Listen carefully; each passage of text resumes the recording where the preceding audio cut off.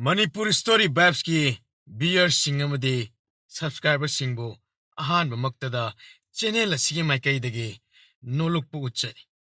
Ngasi so mayam na thoidok hindok na pambiriba pabung BK Panjimayum ki khujek dagi ana wari ima mukpuduna lakchari.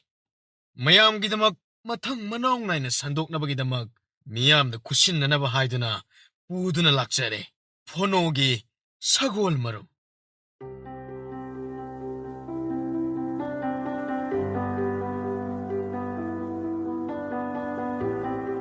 Raskanya so ngasi phonogo lekonda chatlubadagi nahan makhaiga manadaba wakhal charangnaba haifam khangdaba tarang amada itauk tawbugum tawkre chahi matang namadi tanja menja mityeng nayeng mafam matamna sabi sanok singi ahan benungsibagi sayo tamnarak pangaktani phonogi saban yengbada phajai konongi visual setpada pakjai Nangthorakpa wahayda marik chumi nupa thui. Pakang pharaklabsidadi phonobu ubada pamdaba laisabi amatta yaukidre. Phonobu bor oiningbana asa tawduna manglan kaya mangjariba khungangi laikai amadi phonobu phangnaba khuldagi masak mataw phajabada masana napal tawjariba kaya phonogi wakhalda ungaw ngawnare. Majaibi manasu phonobu Laisabi kaya amana soidana pamkhalamgani habise khang Phonogi samjaraba mataw oduda nungsilang thakpa hibi mana hekta laina phagadoriba masigi wakhalda raskanyado phonobu magi khungangda amuk halanningre hamdade raskanyado sagol adu pamjarambagi phonogi nakta naksinna ninglambadugi wakhallada natre Nasidi, laisabi mana thawai na pamjaba pakhang mabu uningba wari sananingba wakhal pogi. Mathangi numitasu hanagum phonoga majaibi maga atangbiga makoi ahumdo laikonda lak. Atangbi sajik chari. Raskanyana phonoga majaibi mana mahoksa raskanyana phamnaba sem sariba molaba phampak thakta phamladuna. Wari sanari. Nahakdi, ngasi nini humni leraga, nangi khunggang dahan kragani. Atang bisu puduna sakrani. Aigi punsisa, ihang haurani. Nangdi, aigi damakda, karisu khalam loy haiba ikhangi. Nahakdi, aibu khanbibrane. Nangbu karisu khanbide haibade haigano. Aina konungda aigi pamujaraba sagol asiga sanglaba lambi asida wana laklibase raskanyana khangsinadriba karigino Adodi pabungna haibadagini aidi ningthogda igi sagol puduna konung karakani haibagi wa haikide chalamdaida aina pikiba thajaba ado kaurabra aina nongma soidana lakani haikibado wafam asidi Majaibi makaktada haikibani aina. Nangna hariba singda achumba ngaktani. Aina nahagi sagolgi amadi nahagi damakda yamna khalli haibasidi. Nangna hayeng nahagi khunggang yauraga kauthokinuko. Kari haigedabano khangde. Aigi wakanse leitabam sukang khangde. Iyum thadokduna lakpagira natraga konongsida namit mari mangani leirakpagira. Yamna hainadrabo. Yumda halabasu, sida lairabasu. Mahogsagadi, iman manade. Aina khanjaba mi amana, pukning leitadaba ase. Aingondasu nungaidaba phauribani. Aibu ningthaugi masana pini haiduna, hangoibagum tawbada nungaide. Nahakse, aigi na pabung, laibak sigina ningthauna, jalaba, luna khalaba, misak amani. Nang na ibu lap na thamliba karigino. Ay khange. Ay yatang bina.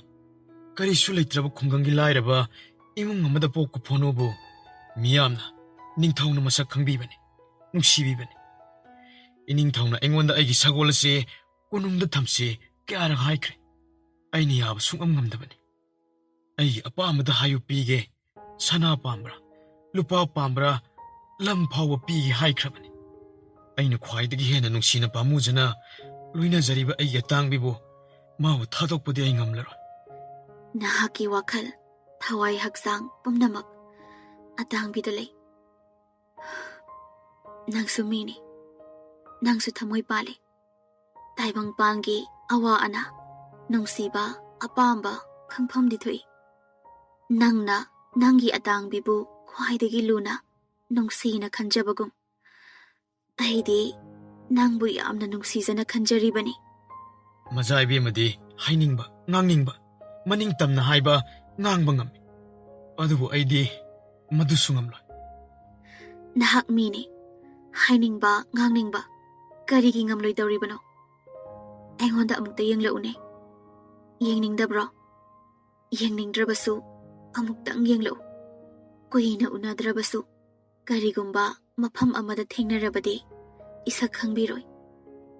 Nangi tabaraba chimban koirong narabi misna soijai narabi samlang leirang gulab kum ningthibi khajai aduga amuksu saji mitagum tathak pumijing adugi sumatakta leibak amagi ningthogi majaibi amani munna yengadaba pamuida Yengsu yengningdana pamuriba. Nangi sagolgi phajaba saithabagum. Munna suk yengdana aibusu yamna wangna kadaidagi parmano chanana yengleroidra yenglibasidi hanana yengkre ngarang su ukre aigi mitse usin manate haifet lakphet ubo oirumgani pumnadi yengdri yengo ai nangi mangda nakna phamlabani illiba phi adu nantarap tawalaga yamna nakna changsilani Ponona hakthengna onsinduna yengba ngamjade lasing maphongum tholabi majai bi magi khutsa aduna ponogi khajaida thenglaga yeningdrabasu yengdabasu kya yaroi haiduna michana na yenghalli tholabi nupi makhutna punsi ahanba oina thenglakpa aduda irak naraba mi amagum pangthakre maithongda apana na yengma ngamdaduna mamai luptharap yengjaroi tumtak tawbi khadang tilang go thabada ingan ngan ubang ma khawri charam madugi hek haitharakpada ayengba khudingna kalakna pham oiraba saban muti edu ubada phono mamit tapna uisinduna khangjai raskanya phono gi makhut jet adubu paiduna chingsillaga yengo aigi thabaki mihulda phawriba nangbu nungsibagi mihul tanthase raskanya gi thamoi mapada thambi phonona yamna ikai hangoina tapna chingthokje aisibu hingsabi amagum adukina loinariba karigino aisu nupine aisu leisabine ningthau maza oirabasu apamba nungsiba khanglibane nangna haiba khuding aina yaroidaba amata leite aina haibasu nangna yabi phamthoi ai khusi thado ai nanga nagachare kadaidano nangna lambu phangloi ai hotpirake asi haiduna phonogi mananganda khutsa manga aduna hotche phono amukke hena lahau hobagum tanikre masado karigi nasadu nikli thenge chalase atang bisu yumda chaningamani horen ai nangi kada khara thengna lakani tamlamba yaroi aidi ware nganna tumlani atang bisu waramnani kuiroi aisu atang bisu tumhannaba tumlamdai sida amuk aniraktang oirabasu nanjagi tawbani nangi atang bigi matuna makelhaloi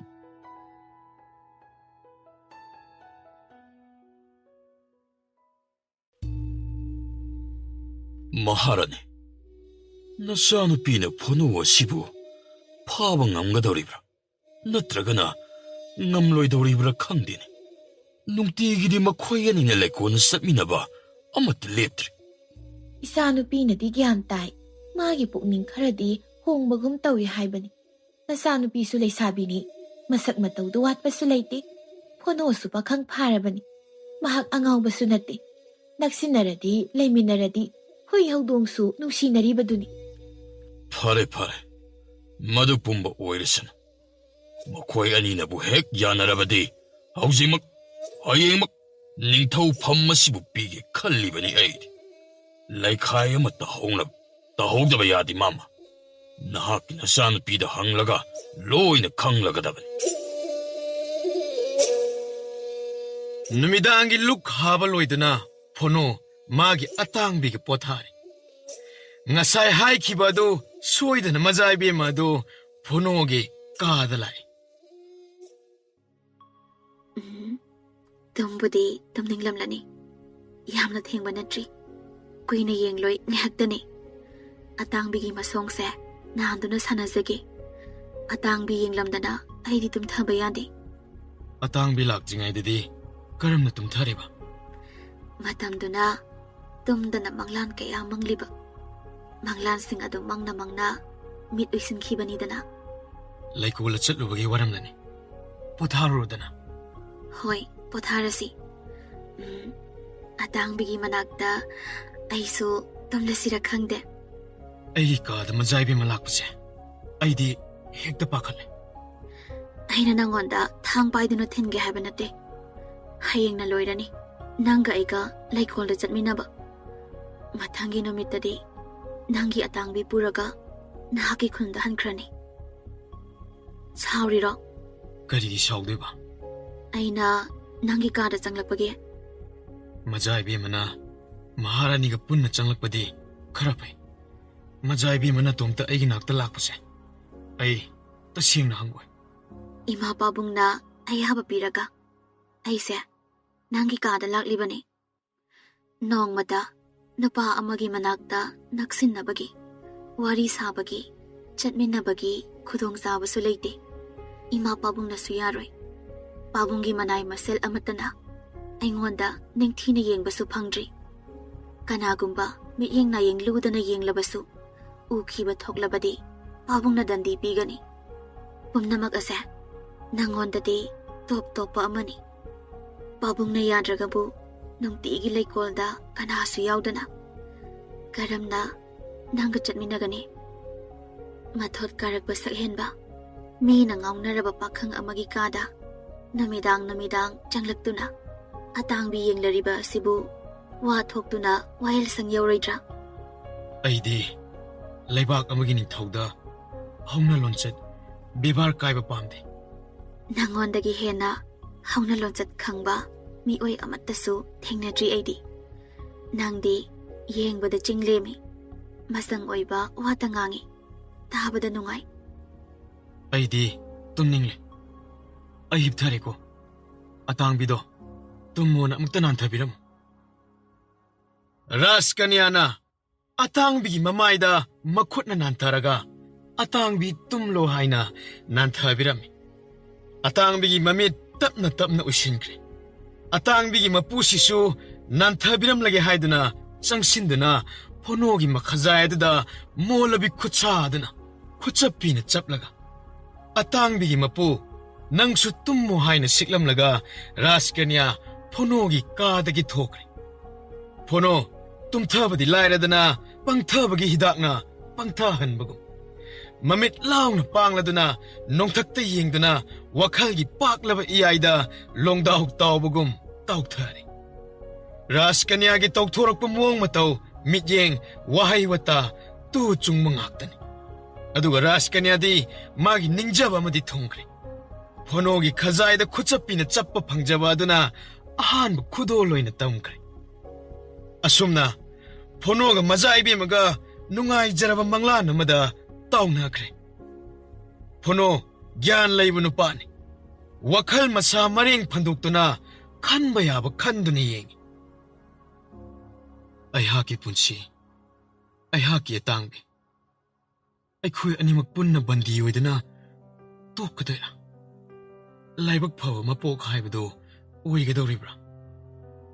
ꯑꯁꯤꯅꯆꯤꯡꯕ ꯋꯥꯈꯜꯅ ꯐꯣꯅꯣꯒꯤ ꯃꯁꯥꯗꯨ ꯍꯔꯥꯎꯐꯝꯁꯨ ꯈꯪꯗꯦ, ꯅꯨꯡꯉꯥꯏꯐꯝꯁꯨ ꯈꯪꯗꯦ꯫ ꯃꯉꯥꯅꯤ ꯁꯨꯕ ꯅꯨꯃꯤꯠꯅꯤ ꯐꯣꯅꯣꯅ ꯀꯣꯅꯨꯡ ꯑꯗꯨꯗ ꯂꯩꯔꯛꯄ ꯉꯁꯤ ꯑꯁꯤ ꯍꯧꯈ꯭ꯔꯕꯗꯤ ꯅꯣꯡ ꯍꯦꯛ ꯉꯥꯟꯕꯒ ꯃꯌꯨꯝꯗ ꯆꯠꯂꯒꯅꯤ ꯅꯨꯃꯤꯠ ꯈꯔ ꯆꯣꯟꯊꯅꯕ ꯍꯥꯏꯗꯨꯅ ꯍꯥꯏꯅꯕ ꯈꯣꯠꯄ ꯐꯣꯅꯣꯅ ꯌꯥꯕ ꯀꯧꯕ ꯂꯩꯇꯦ ꯔꯥꯖꯀꯟꯌꯥꯅꯁꯨ ꯍꯥꯏꯐꯦꯠꯇꯪꯗꯤ ꯄꯟꯗꯨꯅ ꯌꯦꯡꯉꯤ ꯀꯥꯟꯅꯗꯦ ꯐꯣꯅꯣꯒꯤꯗꯤ ꯋꯥ ꯍꯣꯡꯗꯣꯛ ꯍꯣꯡꯖꯤꯟ ꯇꯧꯗꯦ ꯅꯨꯃꯤꯠ ꯑꯗꯨꯗꯤ ꯅꯤꯡꯊꯧꯅ ꯊꯣꯏꯗꯣꯛꯅ ꯑꯈꯟꯅꯕ ꯃꯊꯦꯜ ꯂꯨꯀꯣꯏ ꯅꯤꯡꯊꯤꯅ ꯁꯤꯜ ꯂꯥꯡꯍꯟꯈ꯭ꯔꯦ ꯃꯍꯥꯔꯥꯅꯤꯅ ꯐꯣꯅꯣꯒꯤ ꯑꯅꯧꯕ ꯐꯤꯖꯣꯜ ꯑꯈꯟꯅꯕ ꯈꯟꯗꯣꯛꯇꯨꯅ ꯊꯝꯈ꯭ꯔꯦ ꯅꯤꯡꯊꯧꯅ ꯐꯣꯅꯣꯕꯨ ꯃꯥꯅ ꯂꯥꯛꯄꯗ ꯁꯦꯠ ꯆꯥꯔꯛꯄ ꯐꯤꯖꯣꯜꯁꯤꯡ ꯑꯗꯨ ꯂꯣꯏꯅ ꯑꯅꯧꯕ ꯑꯍꯟꯕ ꯑꯃꯅ ꯁꯤꯟꯗꯣꯛꯍꯟꯅꯕꯒꯤꯗꯃꯛ ꯃꯍꯥꯔꯥꯅꯤꯗ ꯁꯤꯟꯅꯈ꯭ꯔꯦ ꯐꯣꯅꯣ ꯀꯣꯅꯨꯡꯗꯒꯤ ꯃꯌꯨꯝꯗ ꯍꯟꯈ꯭ꯔꯅꯤ ꯍꯥꯏꯕ ꯇꯥꯔꯗꯨꯅ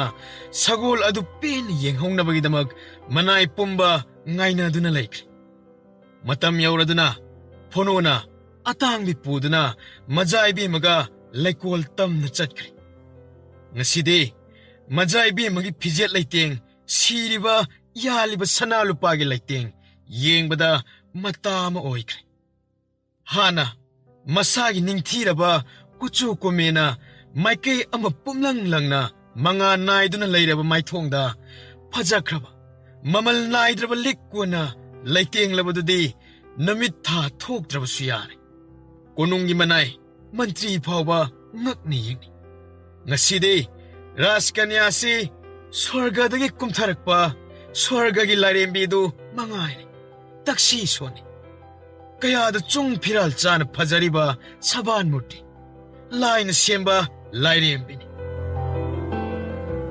ꯃꯈꯣꯏ ꯑꯅꯤ ꯂꯩꯀꯣꯟ ꯌꯧꯔꯦ ꯐꯣꯅꯣꯒꯤ ꯑꯇꯥꯡꯕꯤꯗꯨ ꯉꯁꯤꯗꯤ ꯏꯅꯧ ꯅꯧꯕ ꯖꯒꯥ ꯑꯃꯗ ꯑꯣꯏꯅ ꯁꯖꯤꯛ ꯆꯥꯈ꯭ꯔꯦ ꯐꯣꯅꯣꯒ ꯔꯥꯖꯀꯟꯌꯥꯒꯁꯨ ꯏꯅꯧ ꯅꯧꯕ ꯐꯝꯐꯝ ꯑꯃꯗ ꯐꯝꯂꯗꯨꯅ ꯂꯩꯀꯣꯜꯒꯤ ꯅꯤꯡꯊꯤꯔꯕ ꯂꯩ ꯃꯈꯜ ꯀꯌꯥ ꯑꯗꯨꯕꯨ ꯌꯦꯡꯂꯤ ꯍꯌꯦꯡꯗꯤ ꯑꯌꯨꯛ ꯑꯉꯟꯕꯗꯒꯤ ꯑꯇꯥꯡꯕꯤꯒ ꯀꯣꯅꯨꯡ ꯊꯥꯗꯣꯛꯇꯨꯅ ꯆꯠꯈ꯭ꯔꯒꯅꯤ ꯌꯨꯝꯗ ꯍꯟꯒꯅꯤ ꯈꯟꯕꯗ ꯉꯁꯤꯗꯒꯤ ꯍꯧꯅ ꯅꯨꯡꯉꯥꯏꯕ ꯐꯥꯎꯔꯝꯂꯅꯤ ꯃꯗꯨꯗꯤ ꯑꯩꯉꯣꯟꯗ ꯐꯥꯎꯗꯦ ꯌꯨꯝꯗ ꯍꯟꯅꯤꯡꯕ ꯐꯥꯎꯗꯦ ꯑꯗꯨꯒ ꯀꯣꯅꯨꯡꯗ ꯂꯩꯅꯤꯡꯕꯁꯨ ꯐꯥꯎꯗꯦ ꯌꯨꯝꯗꯁꯨ ꯍꯟꯅꯤꯡꯗ꯭ꯔꯕ ꯀꯣꯅꯨꯡꯗꯁꯨ ꯂꯩꯅꯤꯡꯗ꯭ꯔꯕ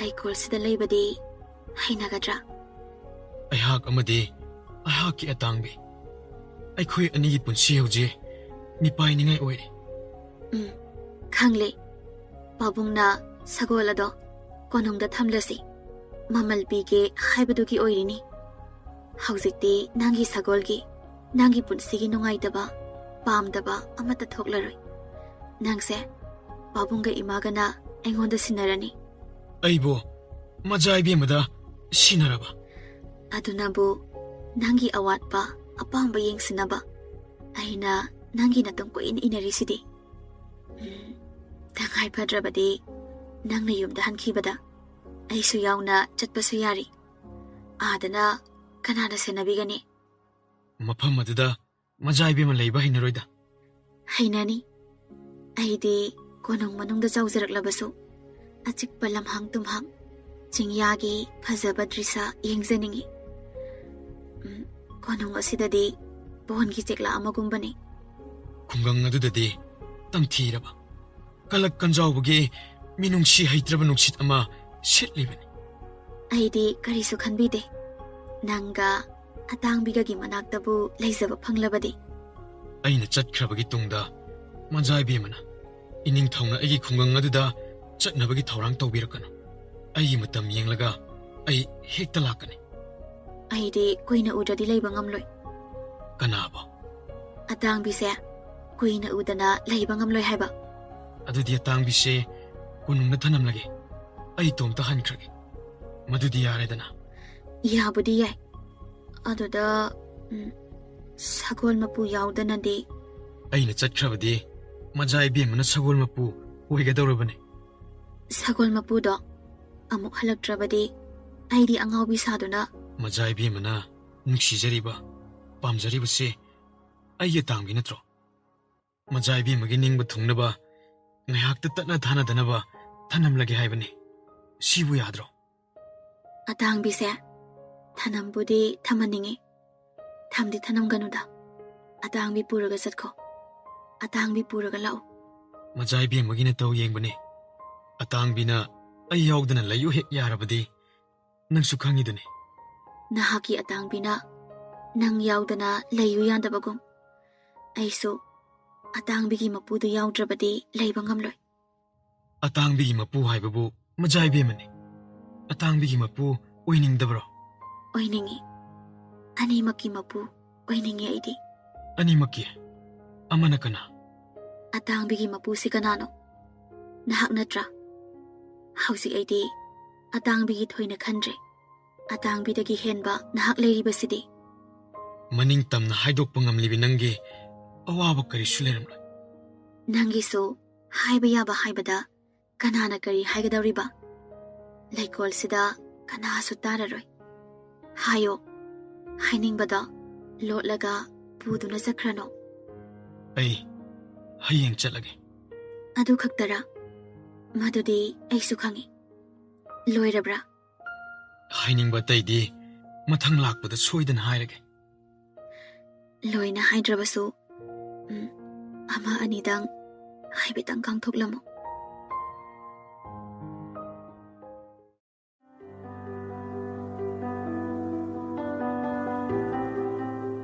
ꯃꯖꯥꯏꯕꯤ ꯑꯃꯅ ꯉꯔꯥꯡ ꯑꯩꯒꯤ ꯏꯃꯥꯡꯗ ꯐꯝꯂꯒ ꯑꯩꯅ ꯎꯈꯤꯕ ꯁꯨꯃꯠ ꯌꯥꯏ ꯄꯨꯔꯕꯤ ꯃꯥꯏꯊꯣꯡꯗꯣ ꯑꯩꯒꯤ ꯏꯃꯤꯠ ꯑꯅꯤꯃꯛꯇ ꯄꯨꯟꯁꯤ ꯆꯨꯞꯄꯒꯤ ꯃꯃꯤ ꯇꯥꯍꯧꯔ ꯃꯥꯜꯂꯤ ꯑꯩꯅ ꯁꯛꯌꯦꯡ ꯃꯤꯡꯁꯦꯜ ꯌꯦꯡꯕ ꯈꯨꯗꯤꯡꯒꯤ ꯑꯩꯒꯤ ꯁꯛꯇꯝ ꯎꯕꯒꯤ ꯃꯍꯨꯠꯇ ꯃꯖꯥꯏꯕꯤ ꯑꯃꯒꯤ ꯃꯥꯏꯊꯣꯡꯗꯣ ꯃꯗꯨ ꯍꯦꯛꯇ ꯎꯔꯦ ꯃꯗꯨꯅ ꯂꯣꯏꯔꯦ ꯑꯁ ꯇꯨꯃꯤꯟꯅ ꯂꯩꯈ꯭ꯔꯦꯅꯦ ꯌꯥꯝꯅ ꯄꯥꯝꯃꯨꯕ ꯃꯥꯜꯂꯤ ꯑꯇꯩꯗꯣ ꯀꯣꯟꯅ ꯍꯥꯏꯔꯣ ꯂꯩꯀꯣꯜꯁꯤꯗ ꯁꯥꯠꯂꯤꯕ ꯂꯩꯔꯥꯡ ꯃꯌꯥꯝꯁꯦ ꯂꯣꯏꯅ ꯐꯖꯩ ꯃꯅꯝꯁꯨ ꯌꯥꯝꯅ ꯅꯨꯡꯁꯤ ꯄꯨꯛꯅꯤꯡ ꯍꯛꯆꯥꯡ ꯑꯅꯤꯃꯛ ꯇꯦꯛꯈꯠꯍꯜꯂꯤ ꯃꯁꯤꯒꯨꯝꯕꯁꯦ ꯑꯩꯈꯣꯏꯒꯤ ꯈꯨꯡꯒꯪꯗ ꯂꯩꯇꯦ ꯅꯈꯣꯏꯒꯤ ꯈꯨꯡꯒꯪꯒꯤ ꯆꯤꯡꯌꯥꯒꯤ ꯑꯁꯦꯡꯕ ꯅꯨꯡꯁꯤꯠ ꯑꯁꯪꯕ ꯍꯧꯅꯥꯒꯤ ꯖꯒꯣꯏꯅ ꯂꯦꯡ ꯂꯦꯡ ꯆꯠꯄ ꯁꯤꯗꯗꯤ ꯑꯃꯠꯇ ꯎꯕ ꯐꯪꯗꯦ ꯑꯩꯗꯤ ꯅꯈꯣꯏꯒꯤ ꯆꯤꯡꯌꯥꯒꯤ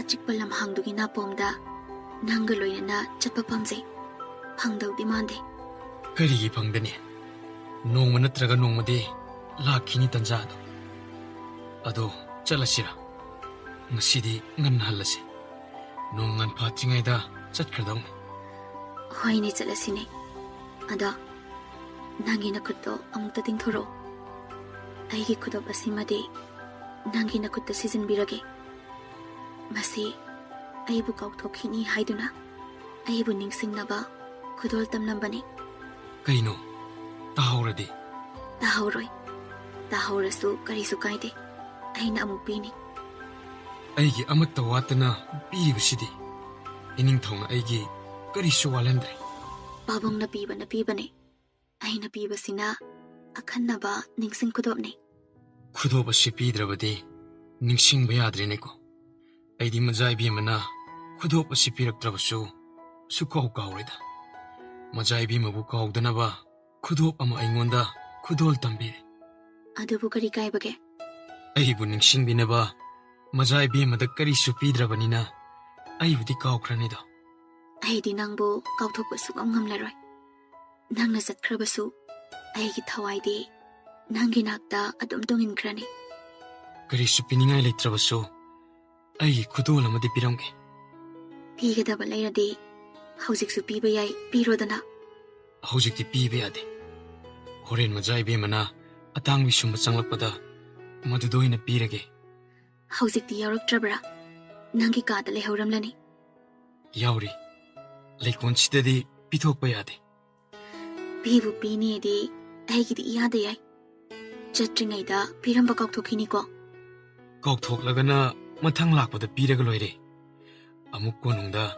ꯂꯥꯛꯂꯔꯣꯏꯗꯕꯁꯨ ꯅꯠꯇꯦ ꯄꯤꯒꯗꯕ ꯃꯤꯅ ꯀꯥꯎꯈꯤꯕꯗꯤ ꯌꯥꯏ ꯂꯧꯒꯗꯕ ꯑꯩꯅꯗꯤ ꯀꯗꯥꯏꯗꯒꯤ ꯀꯥꯎꯗꯣꯏꯅꯣ ꯑꯇꯥꯡꯕꯤꯁꯦ ꯉꯁꯤꯗꯤ ꯇꯞꯇꯨꯅ ꯆꯥꯔ ꯃꯥꯜꯂꯦ ꯃꯆꯤ ꯏꯔꯦꯡ ꯂꯦꯡꯗ꯭ꯔꯦ ꯑꯩꯈꯣꯏ ꯑꯅꯤꯒꯤ ꯋꯥꯔꯤ ꯁꯥꯟꯅꯔꯤꯉꯩꯗ ꯑꯇꯥꯡꯕꯤꯒꯤ ꯋꯥꯔꯤ ꯑꯃꯨꯛ ꯀꯣꯠꯁꯤꯜꯂꯛꯑꯦ ꯏꯕꯥꯅꯤꯒꯤ ꯋꯥꯔꯤ ꯁꯥꯟꯅꯕ ꯈꯣꯠꯅꯕ ꯀꯌꯥ ꯄꯥꯝꯗꯕꯒꯨꯝ ꯇꯧꯏ ꯋꯥꯔꯤꯁꯨ ꯃꯌꯥꯝ ꯁꯥꯔꯦ ꯈꯨꯗꯣꯞꯁꯨ ꯑꯃ ꯄꯤꯕꯤꯔꯦ ꯅꯨꯡꯁꯤ ꯅꯨꯡꯁꯤꯔꯕ ꯋꯥꯍꯩ ꯀꯌꯥ ꯑꯃꯁꯨ ꯍꯥꯏꯕꯤꯔꯦ ꯑꯇꯥꯡꯕꯤꯁꯨ ꯋꯥꯔꯤ ꯈꯔ ꯌꯥꯎꯍꯟꯕ ꯌꯥꯏ ꯀꯩꯅꯣ ꯑꯇꯥꯡꯕꯤꯅ ꯁꯥꯎꯔꯣꯏꯗ꯭ꯔꯣ ꯑꯩꯕꯨ ꯑꯇꯥꯡꯕꯤꯁꯦ ꯀꯔꯤꯃꯠꯇ ꯈꯟꯗꯕ ꯃꯥꯟꯕ꯭ꯔꯥ ꯑꯇꯥꯡꯕꯤꯁꯦ ꯑꯩꯗꯤ ꯌꯥꯝꯅ ꯅꯨꯡꯁꯤꯕꯅꯤꯀꯣ ꯑꯇꯥꯡꯕꯤ ꯅꯨꯡꯁꯤꯕꯗꯒꯤ ꯅꯪꯁꯨ ꯌꯥꯎꯁꯤꯜꯂꯛꯄꯒꯤ ꯋꯥꯅꯤ ꯍꯧꯖꯤꯛꯅ ꯅꯪꯅ ꯍꯦꯟꯈꯤꯕꯇꯅꯤ ꯑꯇꯥꯡꯕꯤꯁꯦ ꯃꯔꯣꯜ ꯊꯣꯛꯇꯕꯒꯤ ꯋꯥꯅꯤ ꯃꯥꯕꯨ ꯄꯜꯂꯒ ꯆꯩꯔꯨꯕ ꯉꯥꯡꯂꯨꯕ ꯂꯣꯏꯅ ꯈꯪꯕꯅꯤ ꯃꯥꯕꯨ ꯊꯥꯒꯠꯄ ꯅꯨꯡꯁꯤꯕꯤꯕ ꯌꯥꯝꯅ ꯍꯔꯥꯎꯖꯕꯅꯤ ꯑꯇꯥꯡꯕꯤ ꯅꯄꯨꯛ ꯊꯜꯂꯕ꯭ꯔꯣ ꯆꯠꯂꯁꯤꯔꯥ ꯊꯟꯗ꯭ꯔꯤ ꯍꯥꯏꯔꯤꯁꯤ ꯌꯦꯡꯉꯣ ꯃꯁꯤ ꯑꯃꯨꯛꯇꯁꯨ ꯄꯨꯈꯤꯒꯦ ꯃꯄꯨꯗꯗꯤ ꯁꯥꯎꯔꯛꯀꯅꯤ ꯑꯇꯥꯡꯕꯤꯗꯗꯤ ꯌꯥꯕ ꯅꯠꯇ꯭ꯔꯅꯦ ꯈꯪꯗꯦ ꯑꯩꯗꯤ ꯀꯔꯤꯝꯇ ꯈꯪꯗꯦ ꯁꯥꯎꯅꯤꯡꯕ꯭ꯔꯣ ꯌꯥꯏꯗ ꯑꯩꯗꯤ ꯀꯔꯤꯁꯨ ꯍꯥꯏꯖꯗꯦ ꯏꯀꯥꯏ ꯊꯤꯒꯟꯕꯤ ꯅꯨꯄꯤꯒꯤ ꯃꯄꯣꯛꯅꯤ ꯍꯥꯏꯅꯔꯤꯕꯅꯤ ꯑꯩꯕꯨꯅ ꯏꯀꯥꯏ ꯈꯪꯗꯕꯤ ꯇꯥꯍꯜꯂꯒ ꯅꯪꯅ ꯂꯦꯝꯅ ꯐꯝꯗꯨꯅ ꯂꯩꯊꯣꯛꯏ ꯏꯀꯥꯏ ꯊꯤꯒꯟꯕ ꯅꯨꯄꯤꯒꯤ ꯃꯄꯣꯛꯂꯣ ꯑꯩꯗꯤ ꯊꯧꯅꯥ ꯑꯃ ꯏꯌꯥꯎ ꯌꯥꯎꯗꯕꯒꯤ ꯋꯥꯇꯅꯤ ꯃꯖꯥꯏꯕꯤ ꯑꯃꯒ ꯑꯩꯒ ꯈꯦꯠꯅꯔꯤꯕꯁꯦ ꯁ꯭ꯋꯔꯒ ꯄꯇꯥꯟꯒꯨꯝꯕꯅꯤ ꯅꯪꯒ ꯑꯩꯒ ꯆꯞ ꯃꯥꯟꯅꯩ ꯍꯧꯖꯤꯛꯇꯤ ꯅꯪꯅ ꯑꯩꯉꯣꯟꯗꯒꯤ ꯍꯦꯟꯅ ꯃꯒꯨꯟ ꯂꯩꯈ꯭ꯔꯦ ꯅꯪ ꯈꯛꯇꯅꯤ ꯑꯩꯕꯨ ꯈꯔ ꯅꯛꯁꯤꯟꯅꯅ ꯅꯨꯡꯁꯤꯕꯤꯕ ꯅꯪꯁꯦ ꯑꯩꯒꯨꯝꯕ ꯃꯊꯣꯠ ꯀꯥꯔꯛꯄꯤ ꯂꯩꯕꯥꯛꯁꯤꯒꯤ ꯅꯨꯄꯤ ꯂꯤꯁꯤꯡ ꯂꯤꯁꯤꯡꯅ ꯃꯤꯇꯥꯔꯤꯕ ꯑꯇꯥꯡꯕꯤ ꯂꯥꯛꯂꯦ ꯆꯠꯂꯁꯤ ꯍꯥꯏꯔ ꯃꯥꯜꯂꯦ ꯆꯠꯂꯁꯤꯔꯥ ꯃꯍꯥꯔꯥꯅꯤꯅ ꯃꯆꯥꯅꯨꯄꯤ ꯂꯥꯛꯂꯒ ꯋꯥ ꯍꯪꯒꯗꯕꯒꯤ ꯈꯧꯔꯥꯡꯅ ꯉꯥꯏꯔꯤ ꯔꯥꯖꯀꯟꯌꯥ ꯃꯥꯒꯤ ꯀꯥꯗ ꯆꯪꯈꯤꯕꯇ ꯉꯥꯏꯔꯤ ꯃꯃꯥ ꯃꯍꯥꯔꯥꯅꯤꯅ ꯐꯠ ꯆꯪꯂꯛꯇꯨꯅ ꯃꯆꯥꯅꯨꯄꯤꯗ ꯆꯤꯛꯅ ꯋꯥ ꯍꯪꯖꯔꯤ ꯃꯆꯥꯅꯨꯄꯤꯒꯤ ꯃꯥꯏꯊꯣꯡ ꯃꯀꯥ ꯂꯥꯝꯕ ꯅꯨꯡꯉꯥꯏꯖꯕꯒꯤ ꯃꯃꯤ ꯇꯥꯕ ꯑꯗꯨ ꯎꯕꯗ ꯃꯍꯥꯔꯥꯅꯤ ꯑꯗꯨ ꯊꯣꯏꯅ ꯍꯦꯟꯅ ꯂꯥꯡꯇꯛꯅꯤ ꯏꯆꯥꯅꯨꯄꯤ ꯔꯥꯖꯀꯩꯅ꯭ꯌꯥꯁꯤ ꯉꯁꯤꯗꯤ ꯃꯍꯧꯁꯥꯒ ꯃꯥꯟꯅꯗꯦ ꯄꯥꯎ ꯇꯥꯅꯤꯡꯕꯅ ꯂꯣꯏꯔꯕꯅꯤ ꯐꯣꯅꯣꯒꯤ ꯑꯁꯦꯡꯕ ꯊꯃꯣꯏ ꯃꯁꯛ ꯈꯪꯂꯦ ꯃꯍꯥꯛ ꯑꯩꯉꯣꯟꯗꯒꯤ ꯈꯛ ꯅꯥꯊꯩꯗꯨꯅ ꯆꯠꯂꯔꯣꯏ ꯉꯁꯤꯗꯤ ꯑꯩꯒꯤ ꯏꯅꯣꯠ ꯀꯥꯔꯕ ꯂꯩꯍꯤꯅ ꯊꯜꯂꯕ ꯒꯨꯂꯥꯞꯀꯤ ꯂꯩꯅꯝꯒꯤ ꯁꯥꯍꯨꯝꯅ ꯃꯁꯥꯗꯣ ꯁꯤꯟ ꯊꯨꯡꯅ ꯍꯨꯝꯈ꯭ꯔꯕꯅꯤ ꯃꯥꯅ ꯀꯔꯤ ꯍꯥꯏꯔꯛꯄ ꯅꯪꯅ ꯀꯔꯤ ꯄꯥꯎꯈꯨꯝꯈꯤꯕ ꯂꯣꯏꯅ ꯍꯥꯏꯗ꯭ꯔꯕꯁꯨ ꯃꯆꯪ ꯑꯣꯏꯕ ꯋꯥꯍꯩ ꯑꯃ ꯑꯅꯤꯗꯤ ꯇꯥꯅꯤꯡꯉꯤꯗ ꯏꯃꯥꯁꯨ ꯄꯥꯈꯪ ꯂꯩꯁꯥꯕꯤꯒꯤ ꯋꯥꯔꯤꯕꯨ ꯀꯔꯝꯅ ꯇꯝꯒꯗꯣꯏꯅꯣ ꯌꯥꯝꯅ ꯂꯨꯏ ꯇꯝꯕ ꯉꯝꯂꯣꯏ ꯀꯅꯥꯅꯁꯨ ꯑꯩꯅ ꯃꯉꯣꯟꯗ ꯇꯧꯔꯤꯕ ꯌꯦꯡꯂꯤꯕ ꯃꯤꯠꯌꯦꯡ ꯅꯥꯌꯦꯡ ꯀꯔꯝꯅ ꯏꯃꯥꯗ ꯁꯨꯃꯥꯏꯅꯅꯤ ꯎꯠꯇꯣꯏꯅꯣ ꯑꯩꯁꯨ ꯍꯧꯖꯤꯛꯇꯤ ꯌꯥꯝꯅ ꯈꯪꯂꯦ ꯃꯈꯜ ꯃꯈꯜꯒꯤ ꯅꯨꯡꯁꯤ ꯏꯔꯤꯛ ꯄꯨꯕ ꯃꯤꯅꯣꯛ ꯋꯥꯍꯩ ꯀꯌꯥ ꯃꯊꯪ ꯃꯊꯪ ꯍꯌꯦꯡ ꯆꯠꯈ꯭ꯔꯅꯤ ꯍꯥꯏꯕꯁꯤ ꯁꯣꯏꯗ꯭ꯔꯕ꯭ꯔꯥ ꯀꯩꯗꯧꯉꯩ ꯀꯔꯝꯕ ꯀꯥꯟꯗ ꯑꯃꯨꯛ ꯂꯥꯛꯀꯅꯤ ꯋꯥꯐꯝꯗꯨꯕꯨ ꯍꯥꯏꯅꯔꯕ꯭ꯔꯣ ꯂꯣꯏꯅ ꯅꯦꯇꯥꯅ ꯍꯥꯏꯅꯔꯦ ꯍꯣꯔꯦꯟ ꯑꯩꯅ ꯑꯇꯥꯡꯕꯤ ꯁꯨꯝꯕ ꯆꯪꯕꯗ ꯑꯩꯉꯣꯟꯗ ꯃꯥꯒꯤꯁꯨ ꯂꯩꯖꯕ ꯑꯃꯇꯪ ꯄꯤꯔꯝꯒꯗꯧꯔꯤ ꯑꯗꯨꯒꯤ ꯑꯃꯨꯛ ꯀꯣꯟꯅ ꯇꯝꯂꯒꯦ ꯃꯖꯥꯏꯕꯤ ꯑꯃꯒꯤ ꯋꯥꯔꯤ ꯈꯔ ꯑꯗꯨ ꯅꯤꯡꯊꯧꯗ ꯍꯪꯒꯠꯇꯨꯅ ꯇꯥꯍꯜꯂꯦ ꯅꯤꯡꯊꯧꯁꯨ ꯃꯣꯟꯗꯥ ꯈꯔ ꯅꯨꯡꯉꯥꯏꯖꯕꯒꯨꯝ ꯅꯤꯡꯊꯧꯅ ꯃꯪꯖꯔꯤꯕ ꯁꯒꯣꯜꯒꯤ ꯃꯪꯂꯥꯟ ꯃꯪꯐꯥꯎꯅꯔꯅꯤ ꯍꯥꯏꯕꯒꯤ ꯊꯥꯖꯕ ꯃꯉꯥꯟ ꯑꯃ ꯂꯥꯛꯂꯦ ꯁꯒꯣꯜꯒꯤ ꯑꯄꯥꯝꯕꯅ ꯃꯆꯥꯅꯨꯄꯤ ꯐꯥꯎꯕ ꯄꯤꯔꯒꯦ ꯈꯜꯂꯕ ꯅꯤꯡꯊꯧ ꯑꯃꯅꯤ ꯐꯣꯅꯣꯗ ꯔꯥꯖꯀꯟꯌꯥ ꯊꯥꯖꯕ ꯑꯁꯤꯗ ꯀꯔꯤꯁꯨ ꯆꯣꯞꯅꯤꯡꯉꯥꯏ ꯑꯣꯏꯗꯦ ꯂꯩꯕꯥꯛ ꯑꯇꯩꯒꯤ ꯅꯤꯡꯊꯧ ꯃꯆꯥ ꯔꯥꯖꯀꯨꯃꯥꯔꯗ ꯃꯆꯥ ꯊꯥꯖꯒꯗꯧ ꯁꯔꯨꯛ ꯐꯣꯅꯣꯗ ꯑꯣꯏꯅ ꯊꯥꯖꯕꯅ ꯐꯩ ꯈꯟꯈ꯭ꯔꯦ ꯃꯔꯝꯗꯤ ꯐꯣꯅꯣꯒꯤ ꯁꯒꯣꯜ ꯑꯗꯨꯅ ꯐꯣꯅꯣꯕꯨ ꯋꯥꯡꯅ ꯊꯥꯡꯒꯠꯈ꯭ꯔꯦ ꯅꯤꯡꯊꯧ ꯃꯍꯥꯔꯥꯅꯤ ꯄꯨꯛꯅꯤꯡ ꯂꯩꯇꯥꯖꯕ ꯐꯪꯂꯦ ꯐꯣꯅꯣꯒꯤ ꯌꯨꯝꯒꯤ ꯑꯋꯥꯠ ꯑꯄꯥ ꯌꯦꯡꯁꯤꯟꯅꯕ ꯃꯅꯥꯏꯁꯤꯡꯗ ꯌꯥꯝꯅ ꯀꯨꯞꯅ ꯁꯤꯟꯅꯩ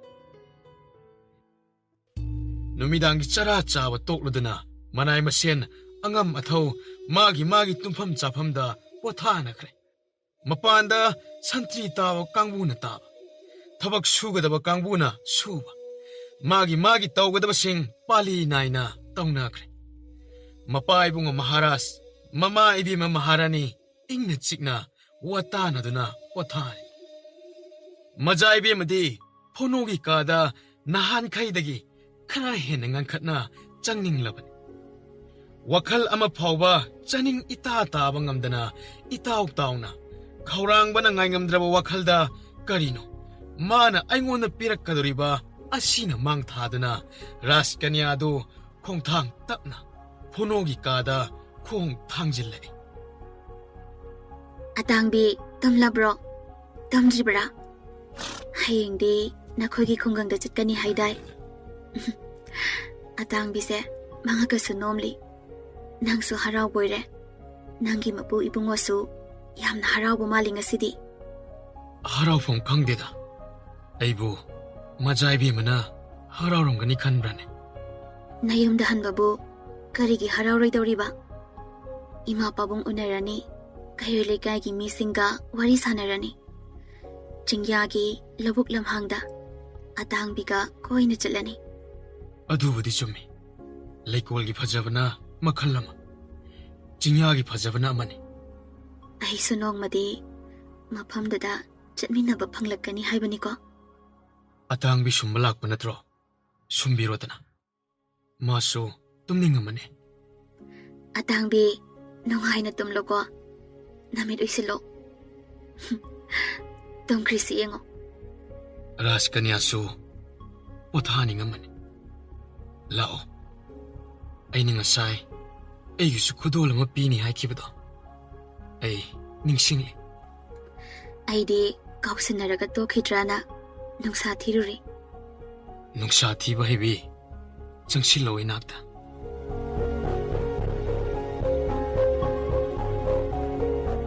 Raskanya changsilli Manakta yet ka oiga phamini Phonona Raskanya gi marai bakta khajai nakal anida nungsina chupiri Raskanya ikairap tawraga haifet nokphet tawjai Tumma thenglani ye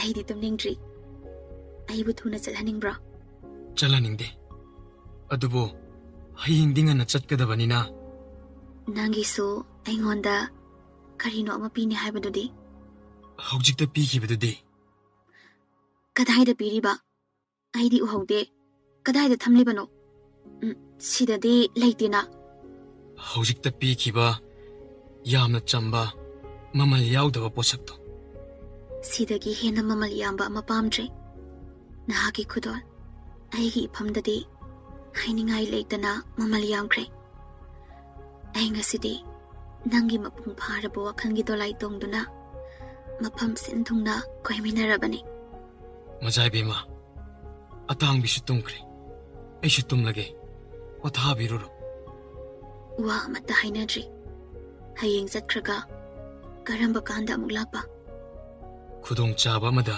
hekta lake Pau pirakani Somda Magi maton kondumna Phonobu ngaibada Makhoi marin thille Phono haiba ngangdo lakta lakisano aina piba sagwal marum madugi mapana nungaijaba phangjaraga aina haibadaga usithoida mabu hatoklaga magi sagwalado munduna lawgani ma kaido ngamgani ye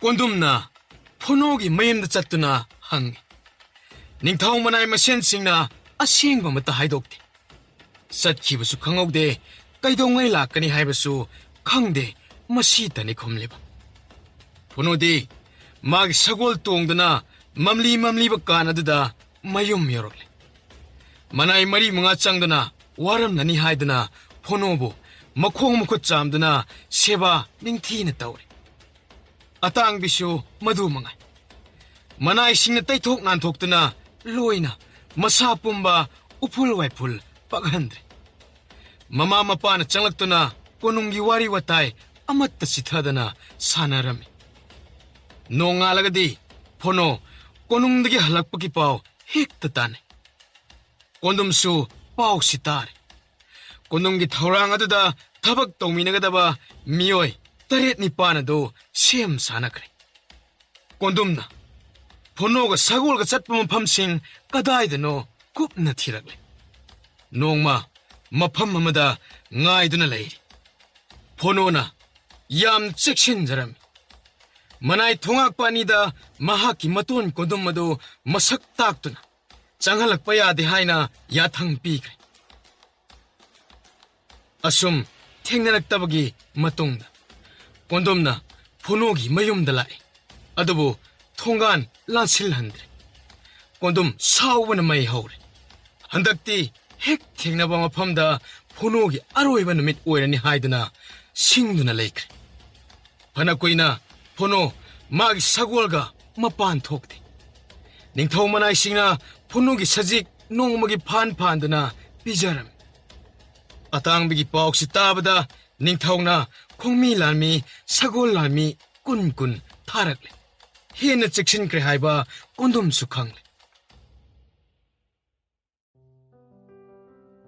ꯁꯣꯝꯗꯅ ꯅꯤꯡꯊꯧ ꯃꯆꯥꯅꯨꯄꯤ ꯔꯥꯖꯀꯟꯌꯥ ꯐꯣꯅꯣ ꯑꯃꯨꯛ ꯍꯟꯅ ꯂꯥꯛꯄꯒꯤ ꯄꯥꯎ ꯄꯤꯔꯛꯀꯗ꯭ꯔꯥ ꯉꯥꯏꯕꯗ ꯅꯣꯡꯒꯧꯕꯤ ꯀꯧꯕꯤ ꯆꯦꯛꯂꯥꯅ ꯂꯥꯏꯖ ꯏꯁꯤꯡ ꯉꯥꯏꯕꯒꯨꯝ ꯑꯔꯥꯝ ꯈꯧꯔꯥꯡꯅ ꯆꯔꯝ ꯄꯨꯡꯀꯪ ꯀꯪꯕꯒꯨꯝꯈ꯭ꯔꯦ꯫ ꯅꯤꯡꯊꯧ ꯃꯍꯥꯔꯥꯅꯤꯁꯨ ꯅꯨꯡꯁꯥ ꯊꯤꯔꯦ꯫ ꯐꯣꯅꯣꯒꯤ ꯁꯒꯣꯜ ꯑꯗꯨ ꯃꯤꯅ ꯐꯥꯒꯗꯧꯔꯤ ꯍꯥꯏꯕ ꯈꯪꯂꯕꯅꯤꯅ ꯔꯥꯖꯀꯟꯌꯥꯗꯨ ꯆꯤꯡꯅꯕ ꯈꯔꯗꯤ ꯄꯣꯛꯆꯩ꯫ ꯐꯣꯅꯣꯒꯤ ꯑꯃꯗꯤ ꯑꯇꯥꯡꯕꯤꯒꯤ ꯄꯨꯟꯁꯤꯒꯤꯗꯃꯛꯇ ꯃꯤꯄꯥꯏꯖꯕ ꯄꯥꯈꯠꯆꯕꯅ ꯂꯣꯏꯔꯦ ꯔꯥꯖꯀꯟꯌꯥꯗꯣ꯫ ꯂꯝꯕꯤꯗ ꯈꯨꯗꯣꯡꯊꯤꯕ ꯅꯪꯒꯅꯤ ꯍꯥꯏꯕꯒꯤꯁꯨ ꯂꯥꯛꯍꯟꯅꯤꯡꯗꯕ, ꯐꯣꯅꯣꯒ ꯑꯇꯥꯡꯕꯤꯒ ꯎꯅꯤꯡꯕꯅ ꯑꯃꯨꯛꯀꯁꯨ ꯏꯈꯧ ꯂꯥꯡꯖꯕ꯫ ꯃꯖꯥꯏꯕꯦꯝꯃ ꯔꯥꯖꯀꯟꯌꯥꯗꯣ ꯁꯒꯣꯜ ꯎꯅꯤꯡꯕꯇ ꯅꯠꯇꯅ ꯐꯣꯅꯣꯕꯨꯁꯨ ꯎꯅꯤꯡꯕ, ꯋꯥꯔꯤ ꯁꯥꯟꯅꯅꯤꯡꯕꯒꯤ ꯃꯩ ꯉꯧꯗꯨꯅ ꯆꯥꯛꯄꯒꯨꯝꯈ꯭ꯔꯦ꯫ ꯅꯤꯡꯊꯧ ꯀꯣꯅꯨꯡꯗ ꯆꯠꯈꯤꯕ ꯃꯅꯥꯏ ꯑꯃ ꯍꯦꯛꯇ ꯍꯜꯂꯛꯄꯗ ꯍꯪꯉꯤ,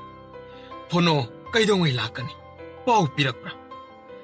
ꯃꯅꯥꯏ ꯑꯃꯠꯇꯅ ꯄꯥꯎ ꯄꯤꯔꯛꯏ ꯍꯥꯏꯔꯛꯇ꯭ꯔꯦ꯫ ꯔꯥꯖꯀꯟꯌꯥ ꯆꯥꯒꯅꯤ ꯊꯛꯀꯅꯤ ꯈꯪꯂꯛꯇ꯭ꯔꯦ꯫ ꯃꯃꯥ ꯏꯕꯦꯝꯃ ꯃꯍꯥꯔꯥꯅꯤꯗ ꯇꯣꯏꯅ ꯍꯪꯉꯤ, ꯂꯥꯛꯀꯅꯤ ꯍꯥꯏꯔꯒ ꯁꯨꯛꯂꯥꯛ ꯂꯥꯛꯇ꯭ꯔꯦ꯫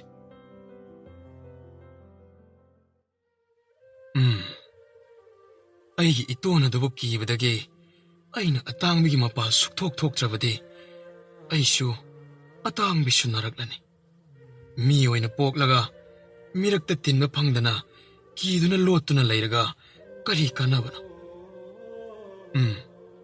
ꯑꯩ ꯀꯣꯅꯨꯡꯗ ꯆꯠꯅꯕ ꯁꯦꯝ ꯁꯥꯔꯒꯦ꯫ ꯅꯈꯣꯏ ꯀꯅꯥ ꯂꯩ? ꯂꯥꯛꯂꯤꯕ ꯅꯤꯡꯊꯧ ꯀꯥꯕ ꯅꯨꯃꯤꯠꯇ ꯑꯇꯥꯡꯕꯤꯒ ꯑꯩꯒ ꯀꯣꯅꯨꯡ ꯀꯥꯒꯅꯤꯀꯣ? ꯄꯨꯝꯅꯃꯛ ꯁꯤꯜ ꯂꯥꯡꯉꯨ꯫ ꯃꯅꯥꯏꯁꯤꯡꯅ ꯄꯥꯎ ꯆꯦꯟꯈ꯭ꯔꯦ꯫ ꯐꯣꯅꯣ ꯃꯥꯒꯤ ꯁꯒꯣꯜ ꯇꯣꯡꯗꯨꯅ ꯂꯩꯕꯥꯛ ꯑꯁꯤꯒꯤ ꯅꯤꯡꯊꯧ ꯀꯣꯅꯨꯡꯗ ꯀꯥꯒꯅꯤ ꯍꯥꯏꯗꯨꯅ꯫ ꯃꯇꯝ ꯀꯨꯏꯅ ꯐꯣꯅꯣ ꯃꯄꯥꯟ ꯊꯣꯛꯂꯨꯗ꯭ꯔꯦ꯫ ꯅꯤꯡꯊꯧ ꯀꯥꯕ ꯅꯨꯃꯤꯠꯇꯗꯤ ꯐꯣꯅꯣ ꯀꯣꯅꯨꯡꯗ ꯆꯠꯀꯗꯧꯔꯤ꯫ ꯐꯣꯅꯣꯅ ꯃꯄꯥꯟ ꯁꯨꯛꯊꯣꯛ ꯊꯣꯛꯇꯅ ꯂꯩꯔꯛꯂꯤꯕ ꯑꯁꯤ ꯐꯅ ꯀꯨꯏꯔꯛꯂꯦ꯫ ꯅꯍꯥꯟ ꯃꯈꯩꯗꯤ ꯆꯤꯡꯌꯥꯒꯤ ꯂꯝꯄꯥꯛꯇ ꯃꯥꯒꯤ ꯁꯒꯣꯜꯒ ꯁꯥꯟꯅꯕ, ꯂꯝꯖꯦꯟ ꯆꯦꯟꯕ, ꯆꯣꯡꯕ ꯐꯟꯕ ꯌꯥꯝꯅ ꯇꯧꯔꯝꯕꯅꯤ꯫ ꯀꯔꯝꯕ ꯅꯤꯡꯊꯧꯒꯤ ꯑꯊꯤꯡꯕ ꯂꯩꯕꯅꯅꯣ ꯈꯪꯗꯦ, ꯐꯣꯅꯣꯒꯤ ꯌꯨꯝꯗ ꯃꯤ ꯆꯪꯕꯁꯨ ꯍꯥꯟꯅꯗꯤ ꯌꯥꯔꯝꯃꯤ꯫ ꯍꯧꯖꯤꯛꯇꯤ ꯃꯅꯥꯏꯁꯤꯡꯅ ꯆꯪꯍꯟꯗ꯭ꯔꯦ꯫ ꯅꯤꯡꯊꯧꯅ ꯑꯀꯟꯕ ꯍꯨꯀꯨꯝ ꯇꯧꯔꯛꯄ ꯑꯣꯏꯔꯝꯒꯅꯤ ꯁꯣꯟꯅꯕ ꯍꯧꯔꯛꯂꯦ꯫ ꯃꯖꯥꯏꯕꯦꯝꯃꯅ ꯐꯣꯅꯣꯅ ꯃꯥꯒꯤ ꯑꯇꯥꯡꯕꯤꯒ ꯂꯥꯛꯄꯗ ꯈꯨꯗꯣꯡꯊꯤꯕ ꯊꯣꯛꯇꯅꯕ ꯃꯄꯥꯕꯨꯡꯗ ꯀꯌꯥꯔꯛ ꯍꯪꯒꯠꯆꯩ꯫ ꯅꯤꯡꯊꯧꯅ ꯍꯨꯀꯨꯝ ꯇꯧꯊꯈ꯭ꯔꯦ꯫ ꯇꯥꯎ ꯐꯣꯅꯣꯅ ꯂꯥꯛꯀꯗꯕ ꯅꯨꯃꯤꯠ ꯑꯁꯤꯗ ꯐꯣꯅꯣꯒꯤ ꯈꯨꯡꯒꯪꯗꯒꯤ ꯀꯣꯅꯨꯡꯒꯤ ꯃꯅꯥꯛ ꯐꯥꯎꯕꯗ ꯂꯩꯔꯤꯕ ꯂꯝꯕꯤ ꯑꯁꯤꯗ ꯃꯤ ꯀꯅꯥꯃꯠꯇ ꯆꯠꯄ ꯌꯥꯔꯣꯏ꯫ ꯇꯥꯎ ꯂꯝꯕꯤꯒꯤ ꯃꯌꯥꯗ ꯅꯪꯅ ꯊꯕꯛ ꯁꯨꯕ, ꯄꯥꯠꯀꯨꯝꯕ, ꯁꯖꯤꯛ ꯐꯥꯟꯕ, ꯁꯝꯄꯣꯠ ꯈꯣꯏꯕ ꯑꯃꯠꯇ ꯌꯥꯔꯣꯏ꯫ ꯂꯝ ꯍꯦꯟꯗꯨꯅ ꯂꯝꯕꯤ ꯁꯔꯛꯇ ꯖꯤꯕ ꯑꯃꯇꯪ ꯊꯦꯡꯅꯕꯗ ꯈꯨꯗꯛꯇ ꯁꯤꯕꯒꯤ ꯆꯩꯔꯥꯛ ꯐꯪꯒꯅꯤꯗꯣ꯫ ꯇꯥꯎ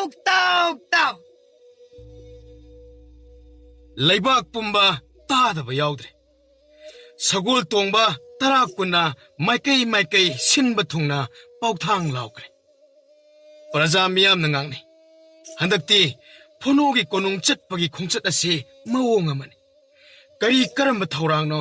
ꯅꯤꯡꯊꯧ ꯐꯥꯎꯕ ꯐꯣꯅꯣꯒꯤ ꯈꯨꯜꯗ ꯆꯠꯄꯗ ꯃꯅꯥꯏ ꯃꯁꯦꯟ ꯈꯣꯡꯃꯤ ꯂꯥꯟꯃꯤ ꯂꯣꯏꯅꯖꯔꯕꯁꯨ ꯂꯝꯕꯤ ꯁꯣꯔꯣꯛꯇꯗꯤ ꯃꯤ ꯑꯃꯠꯇ ꯆꯠꯄ ꯌꯥꯗꯦ, ꯑꯃꯠꯇ ꯍꯥꯏꯈꯤꯗꯦ꯫ ꯃꯔꯝ ꯑꯃꯗꯤ ꯁꯣꯏꯗꯅ ꯂꯩꯔꯝꯒꯅꯤ, ngangnarami. Mi amata mapan thoktuna phunogi sagol yengnabagi thaurang taunadre. Mahai numit adudi lambi sarakta chatlunu kaugduna senthokhloni haidana nupi angang singda sinaba paumenaba taunakre. Punungi majai be mana asoi angam thoktanaba haujiktagi hauna isorda thauni jakre. Kalak chaw phatraba phunogi maton kondom madudi ningthaugi pauthang tarbasu namduna numit asida sagol mulaunabagi khudong chaba phanglaroi haidana pukningda chap yungna khankre.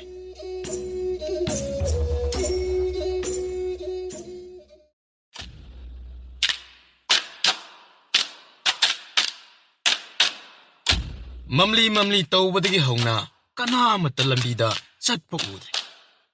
Magi sasan hui hogdong phawba phajin punsinduna thamnagre.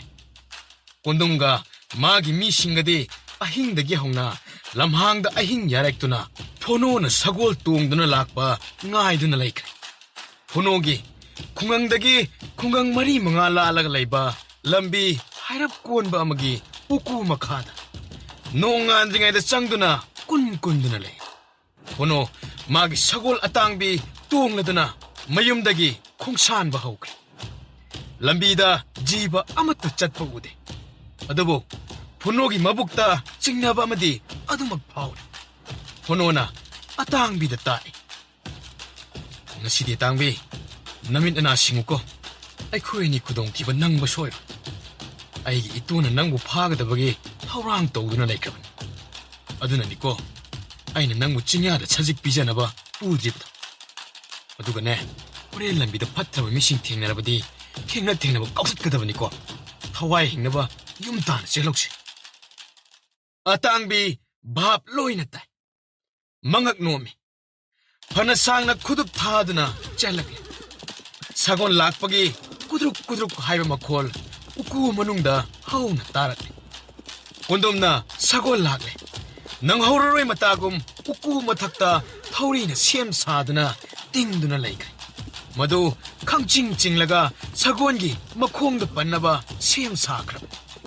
Sagol ado asum naksilakpagi makhol ado hen haurakki. Kanna kudup thaduna chelamba atangbi khara tapthare. Phonona atangbida kari tawrabano wari taw. Sagol adugi masada lambi aduda chatpagi aki tujungba amadi polakpa hore. Khara chatlaga chap leptuna laikre. Phono chawe. Atangbi khudong thiba nangani nungsa thiringaida nanang si tawribsu karino. Chalo unong yodaba yaroi. Majai bimada haidokrawa ngaktaba yaroi atangbi. Atangbi khara chenkhatchare. Uku manak yoshilakadori. Atangbi masada uku dubu landuna chatpagi aki tujung poklai. Chap lepi. Ure thauri ima tingliba ado atangbina. Atangbina mangak hairaduna hauna. Sagolgi nahiduna kho. Sagoni mamitna yengliba ado phonona munna yengi. Phonona ure. Atangbina yengliba maikei aduda. Urai thauri ima taduna lairiba ado. Oh, aigi atangbina thauri siwlin asang boiro winning lamale. Atangbi nangna kiribasidi aina khangdabanidana. Sese, sachese. Khurji paidana ching. Phonona thauri dubu lokthokki haina. Taduna lairiba thauri dugi manakta changnabo hane. Atangbina kanna yale. Atangbi bu thanamduna phono changba hore. Atangbi leptuna leho. Phono na thauri dubu makhutna pairaga lakhotke hek pairuda khangthang thangalaga yekhatpa hore. Pan chongthore. Mamai mamit phimuni yasinba tare nipana do phono bu mi ani changduna namsinduna tham. Atai taruk aduna sagol adu thauri mari mangana uru laina koichin-chenduna phana bu hone. Sagol adu hai singlaba sarai sara khangba atangbi.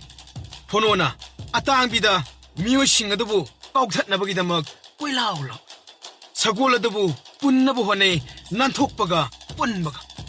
Sagol na chongbaga 까오버가 닝티나 뿐바 송암 남네 아땅미나 포노부 남신드나 탐리바 땀나 호친드나 까오나부 호네 아도부 마통 마람 강다나 빡예띠 신크라바니나 포노기 마낙 땀나 찐친바 여우방 남네 아땅비 레이저바 타드나 구망 왕나 빵쫑드 쫑이 구둥 아묵 쫑 우신나 타우리에마디 난토크레 젠친드나 막곡다 사푸 깐나 까오 아니막 막곡 까이닝 떠우드나 완타드나 뽀뽀대 허걸락바가 인투바가 포노부 파나바 호나가드라 사골 파나나부 호나가드라 파나꾸이나 호나라미 포노 마사두 랭망암데 탐팜 짜드나 마콩무코 띠까니 강드나 파나나부 호나바다 포노기 마사두 타우리 마람 ngaktangai makoi loina pono thadolaga sagol adu phananaba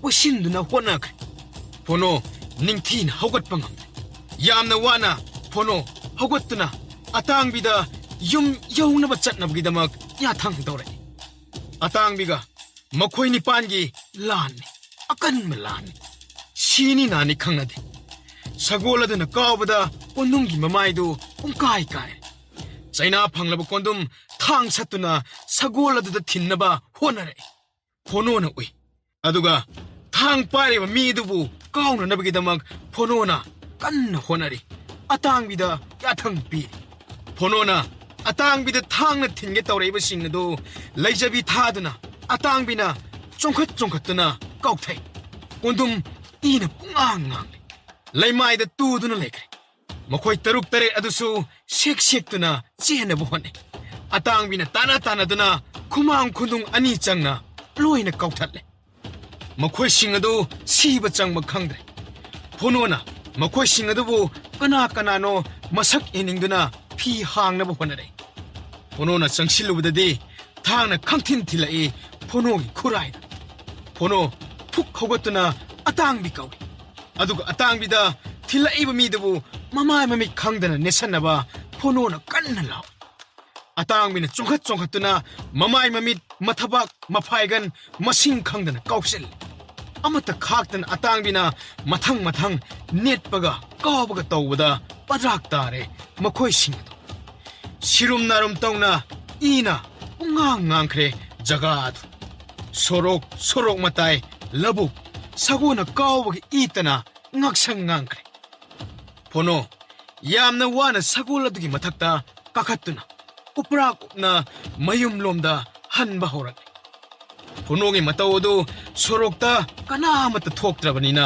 khanghau uhoramde phonogi thongal hek yobaga atangbina hauna kho atangbi makhol tabada thongakpa aniduna ngakna thong hangdoni phonogi I tairaba phibam madu ubada manai atai kauduna phonobu ningthini hipalle hidak langthak tawre asokpa pumba ising asabana chamthoktuna tawba yaba hidak langthak amata khaktana tawre pungak ngakre phonogi matawodo konung chakhibani pung ahum mari kanaraga kanana tawri bajano ngasidi lambi sarak kana amata chalhandrabani sagolsu thangna yanbagi mafam ani ahum thengnare manai myam changduna hidak tawre manai ani ahum sagol tongduna ningthauda yam thuna pau pirunaba khongsan ba hokre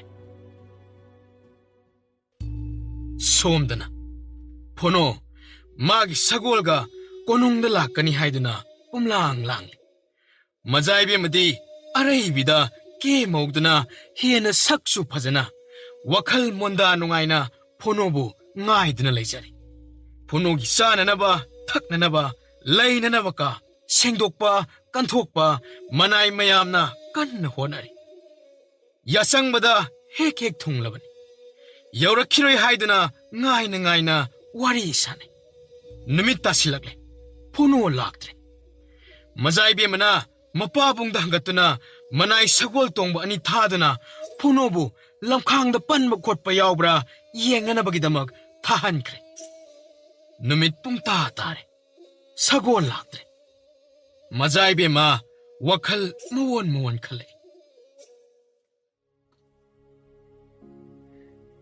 ꯑꯩꯒꯤ ꯊꯥꯖꯕ ꯃꯉꯣꯟꯗ ꯄꯤꯈ꯭ꯔꯦ ꯐꯣꯅꯣꯒꯤ ꯋꯥꯈꯜ ꯐꯤꯔꯦꯞ ꯑꯩꯉꯣꯟꯗ ꯊꯥꯖꯕ ꯄꯤꯔꯝꯂꯦ꯫ ꯃꯍꯥꯛꯇꯤ ꯍꯥꯏꯗꯣꯛꯈꯤꯕ ꯋꯥ ꯀꯥꯏꯗꯅ ꯆꯠꯄꯅꯤ꯫ ꯀꯔꯤ ꯇꯧꯔꯤꯕꯖꯥꯠꯅꯣ?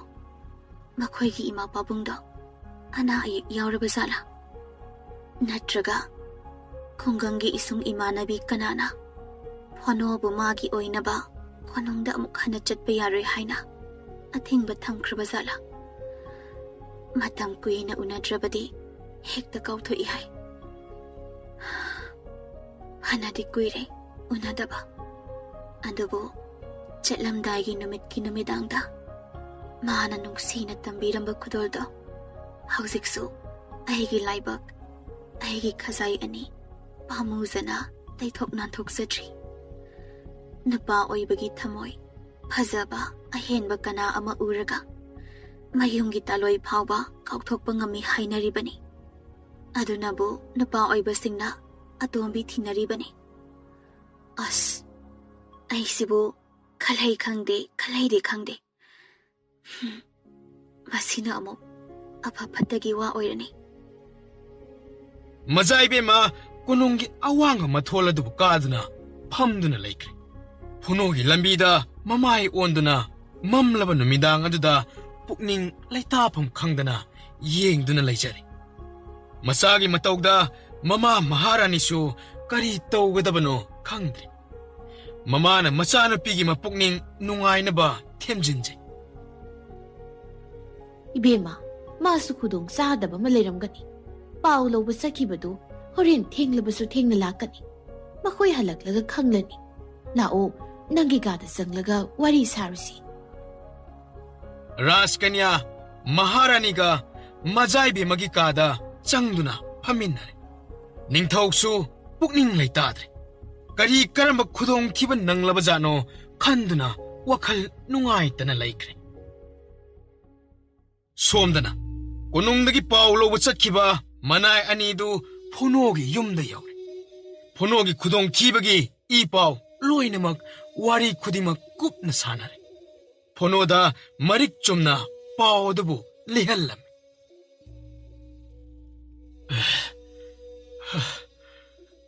ꯃꯃꯥꯏ ꯃꯃꯤꯠ ꯈꯨꯝꯖꯤꯟꯕ ꯃꯤ 7-9 ꯂꯣꯝꯒꯤ ꯈꯔ ꯊꯦꯛꯂꯞ ꯇꯧꯕ ꯎꯀꯨ ꯍꯥꯞꯄ ꯑꯗꯨꯒꯤ ꯃꯈꯥꯗꯒꯤ ꯆꯣꯡꯊꯣꯔꯛꯂꯒ ꯑꯩꯕꯨ ꯐꯥꯖꯤꯟꯗꯨꯅ ꯊꯝꯂꯒ ꯑꯩꯒꯤ ꯑꯇꯥꯡꯕꯤ ꯄꯨꯟꯗꯨꯅ ꯄꯨꯅꯕ ꯊꯧꯔꯥꯡ ꯇꯧꯏ꯫ ꯈꯣꯡꯗ ꯊꯥꯡꯅ ꯊꯤꯜꯂꯒ ꯁꯒꯣꯜꯒꯤ ꯃꯁꯥꯗ ꯂꯩꯕ ꯊꯥꯡꯐꯝꯁꯤꯡ ꯑꯁꯤ ꯂꯣꯏꯅꯃꯛ ꯇꯦꯡꯕꯤꯌꯨ꯫ ꯂꯩꯕꯥꯛ ꯑꯁꯤꯗ ꯑꯩꯒꯤ ꯁꯒꯣꯜ ꯃꯨꯟꯗꯨꯅ ꯂꯧꯒꯦ ꯈꯟꯕ ꯃꯤ ꯈꯔꯗꯤ ꯂꯩꯔꯦ꯫ ꯃꯤꯁꯤꯡ ꯑꯗꯨꯒꯤ ꯃꯃꯥꯏ ꯍꯥꯡꯗꯣꯛꯅꯕ ꯑꯩꯅ ꯌꯦꯡꯅꯕ ꯃꯃꯥꯏꯗ ꯀꯨꯞꯄ ꯐꯤ ꯑꯗꯨ ꯍꯥꯡꯂꯕꯅꯤ꯫ ꯈꯪꯍꯧꯗꯦ, ꯊꯥꯡꯅ ꯈꯣꯡ ꯑꯁꯤꯗ ꯊꯤꯜꯂꯛꯄꯅꯤ꯫ ꯃꯈꯣꯏ ꯍꯧꯖꯤꯛꯁꯨ ꯆꯠꯄ ꯉꯝꯂꯝꯒꯅꯤ ꯊꯥꯖꯗꯦ꯫ ꯎꯀꯨ ꯃꯅꯥꯛ ꯑꯗꯨꯗ ꯇꯥꯗꯨꯅ ꯂꯩꯔꯝꯈꯤꯕꯁꯨ ꯌꯥꯏ꯫ ꯑꯇꯥꯡꯕꯤꯅ ꯀꯥꯎꯕꯒ ꯅꯦꯠꯄꯒ ꯇꯧꯕꯗ ꯃꯈꯣꯏ ꯂꯣꯏꯅ ꯃꯃꯥꯏ ꯃꯃꯤꯠ ꯏꯅ ꯄꯨꯡꯉꯥꯡ ꯉꯥꯡꯍꯧꯔꯕꯅꯤ꯫ ꯑꯩꯅ ꯌꯨꯝ ꯌꯧꯅꯕ ꯍꯜꯍꯧꯔꯒꯦ꯫ ꯏꯁꯥꯁꯤ ꯃꯈꯣꯏꯅ ꯅꯝꯁꯤꯟꯕꯒꯤ ꯄꯨꯛꯇꯦꯛ ꯇꯦꯛꯑꯦ ꯍꯥꯏꯗꯅ ꯑꯇꯥꯡꯕꯤꯒꯤ ꯅꯥꯉꯟꯗ ꯎꯄꯥꯛ ꯎꯞꯄꯒ ꯌꯨꯝ ꯌꯧꯔꯛꯄꯅꯤ꯫ ꯃꯅꯥꯏꯁꯤꯡꯅ ꯍꯤꯗꯥꯛ ꯂꯥꯡꯊꯛ ꯇꯧꯗꯨꯅ ꯐꯖꯅ ꯑꯁꯣꯛꯄꯗꯨꯕꯨ ꯐꯅꯅꯕ ꯍꯣꯠꯅꯕꯤꯔꯤ꯫ ꯍꯧꯖꯤꯛꯇꯤ ꯅꯨꯡꯁꯥ ꯊꯤꯅꯤꯡꯉꯥꯏ ꯑꯣꯏꯗ꯭ꯔꯦ꯫ ꯑꯗꯣ ꯐꯨꯅꯣ, ꯅꯤꯡꯊꯤꯅ ꯂꯩꯅꯕ ꯇꯧꯔꯣꯀꯣ꯫ ꯄꯥꯎꯁꯤ ꯏꯅꯤꯡꯊꯧꯗ ꯄꯤꯗ꯭ꯔꯕꯗꯤ ꯃꯍꯥꯔꯥꯅꯤ ꯑꯃꯗꯤ ꯃꯖꯥꯏꯕꯦꯝꯃ ꯂꯩꯐꯝ ꯆꯥꯐꯝ ꯈꯪꯂꯝꯂꯔꯣꯏ꯫ ꯑꯩꯈꯣꯏ ꯌꯥꯝꯅ ꯊꯨꯅ ꯄꯥꯎ ꯄꯤꯔꯨꯗꯕ ꯌꯥꯗ꯭ꯔꯦ꯫ ꯌꯥꯝꯅ ꯊꯨꯅ ꯌꯥꯡꯅ ꯁꯒꯣꯜ ꯈꯨꯗꯨꯞ ꯊꯥꯗꯨꯅ ꯃꯅꯥꯏꯁꯤꯡ ꯑꯗꯨ ꯊꯧꯕ ꯍꯧꯈ꯭ꯔꯦ꯫ ꯅꯣꯡꯌꯥꯏ ꯄꯨꯡ 3 ꯇꯥꯕꯗ ꯁꯒꯣꯜ ꯇꯣꯡꯕ ꯅꯤꯡꯊꯧꯒꯤ ꯃꯅꯥꯏ ꯑꯅꯤꯗꯨ ꯀꯣꯅꯨꯡꯗ ꯊꯨꯡꯂꯔꯦ꯫ ꯐꯨꯅꯣꯒꯤ ꯌꯨꯝꯗꯒꯤ ꯄꯥꯎ ꯄꯨꯔꯛꯂꯦ ꯍꯥꯏꯗꯨꯅ ꯅꯤꯡꯊꯧꯗ ꯍꯪꯒꯠꯈ꯭ꯔꯦ꯫ ꯅꯤꯡꯊꯧꯒꯤ ꯃꯅꯥꯛꯇ ꯐꯝꯍꯜꯂꯒ ꯋꯥꯔꯤ ꯄꯨꯝꯕ ꯂꯤꯍꯜꯂꯝꯃꯤ꯫ ꯃꯍꯥꯔꯥꯅꯤ, ꯔꯥꯖꯀꯟꯌꯥ ꯂꯣꯏꯅ ꯃꯅꯥ ꯊꯥꯡꯒꯠꯇꯨꯅ ꯇꯥꯏ꯫ ꯐꯨꯅꯣ ꯊꯥꯡꯅ ꯁꯣꯛꯍꯧꯔꯦ ꯇꯥꯕꯗ ꯃꯖꯥꯏꯕꯦꯝꯃ ꯋꯥꯕꯅ ꯄꯟꯗꯣꯝ ꯂꯣꯝꯈ꯭ꯔꯦ꯫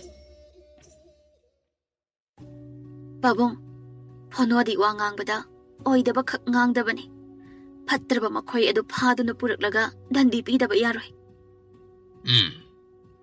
ꯅꯣꯡꯉꯥꯟꯗ꯭ꯔꯤꯉꯩꯗ ꯃꯈꯣꯏꯕꯨ ꯁꯤꯔꯕꯁꯨ ꯆꯪꯂꯕꯁꯨ ꯃꯈꯣꯏꯕꯨ ꯆꯪꯅ ꯀꯣꯅꯨꯡ ꯑꯁꯤꯗ ꯄꯨꯔꯛꯇꯕ ꯌꯥꯔꯣꯏ. ꯃꯈꯣꯏ 7-9 ꯁꯨꯏ ꯍꯥꯏꯕꯗꯥꯏ. ꯗꯣꯂꯥꯏ ꯌꯥꯎꯕ ꯁꯒꯣꯜ ꯒꯥꯔꯤ ꯑꯅꯤꯒ ꯂꯣꯏꯅꯔꯗꯨꯅ ꯁꯒꯣꯜ ꯂꯥꯟꯃꯤ ꯈꯔꯒ ꯍꯧꯖꯤꯛꯃꯛ ꯆꯠꯂꯣ. ꯂꯝꯕꯤꯒꯤ ꯃꯇꯥꯏ ꯐꯅ ꯂꯥꯞꯅ ꯊꯤꯔꯒ ꯄꯣꯔꯛꯀꯗꯕꯅꯤ. ꯂꯩꯗ ꯂꯩꯔꯝꯗ꯭ꯔꯒꯅ ꯃꯅꯥꯛ ꯑꯗꯨꯋꯥꯏꯗ ꯈꯨꯜꯗ ꯆꯪꯂꯗꯨꯅ ꯑꯁꯣꯛꯄ ꯃꯤ ꯂꯩꯕ꯭ꯔꯥ ꯍꯥꯏꯔꯗꯨꯅ ꯀꯣꯏꯊꯤ ꯊꯤꯔꯒ ꯄꯣꯔꯛꯀꯗꯕꯅꯤ.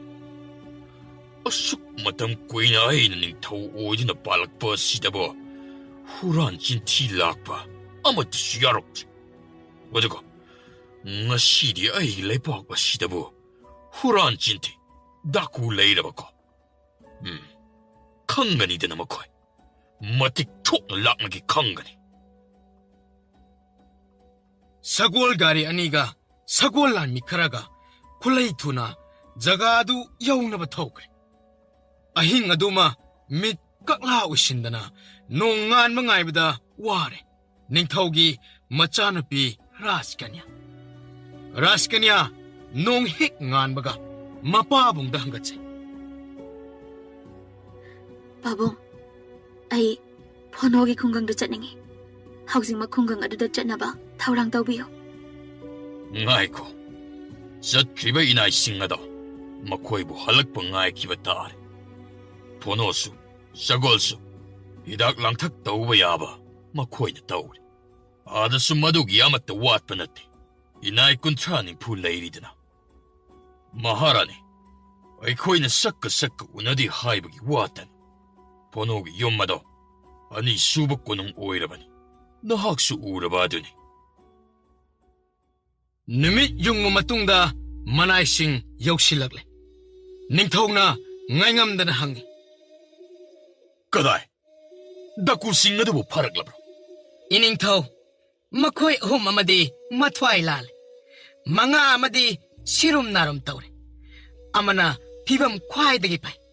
Ma khaktangdi wa ngang ba thokini. Ataidi wa ngang ba amatang ngamdre ningthaw. Atai singada kaisum sangda thamjila. Adugo mathwaiado hingbra yengsi. Ningtin hidak langthak pitho. Aduga kara phibam phabaduna pusilo. Ai wa hangi. Iningthaw somda leijare misak ado.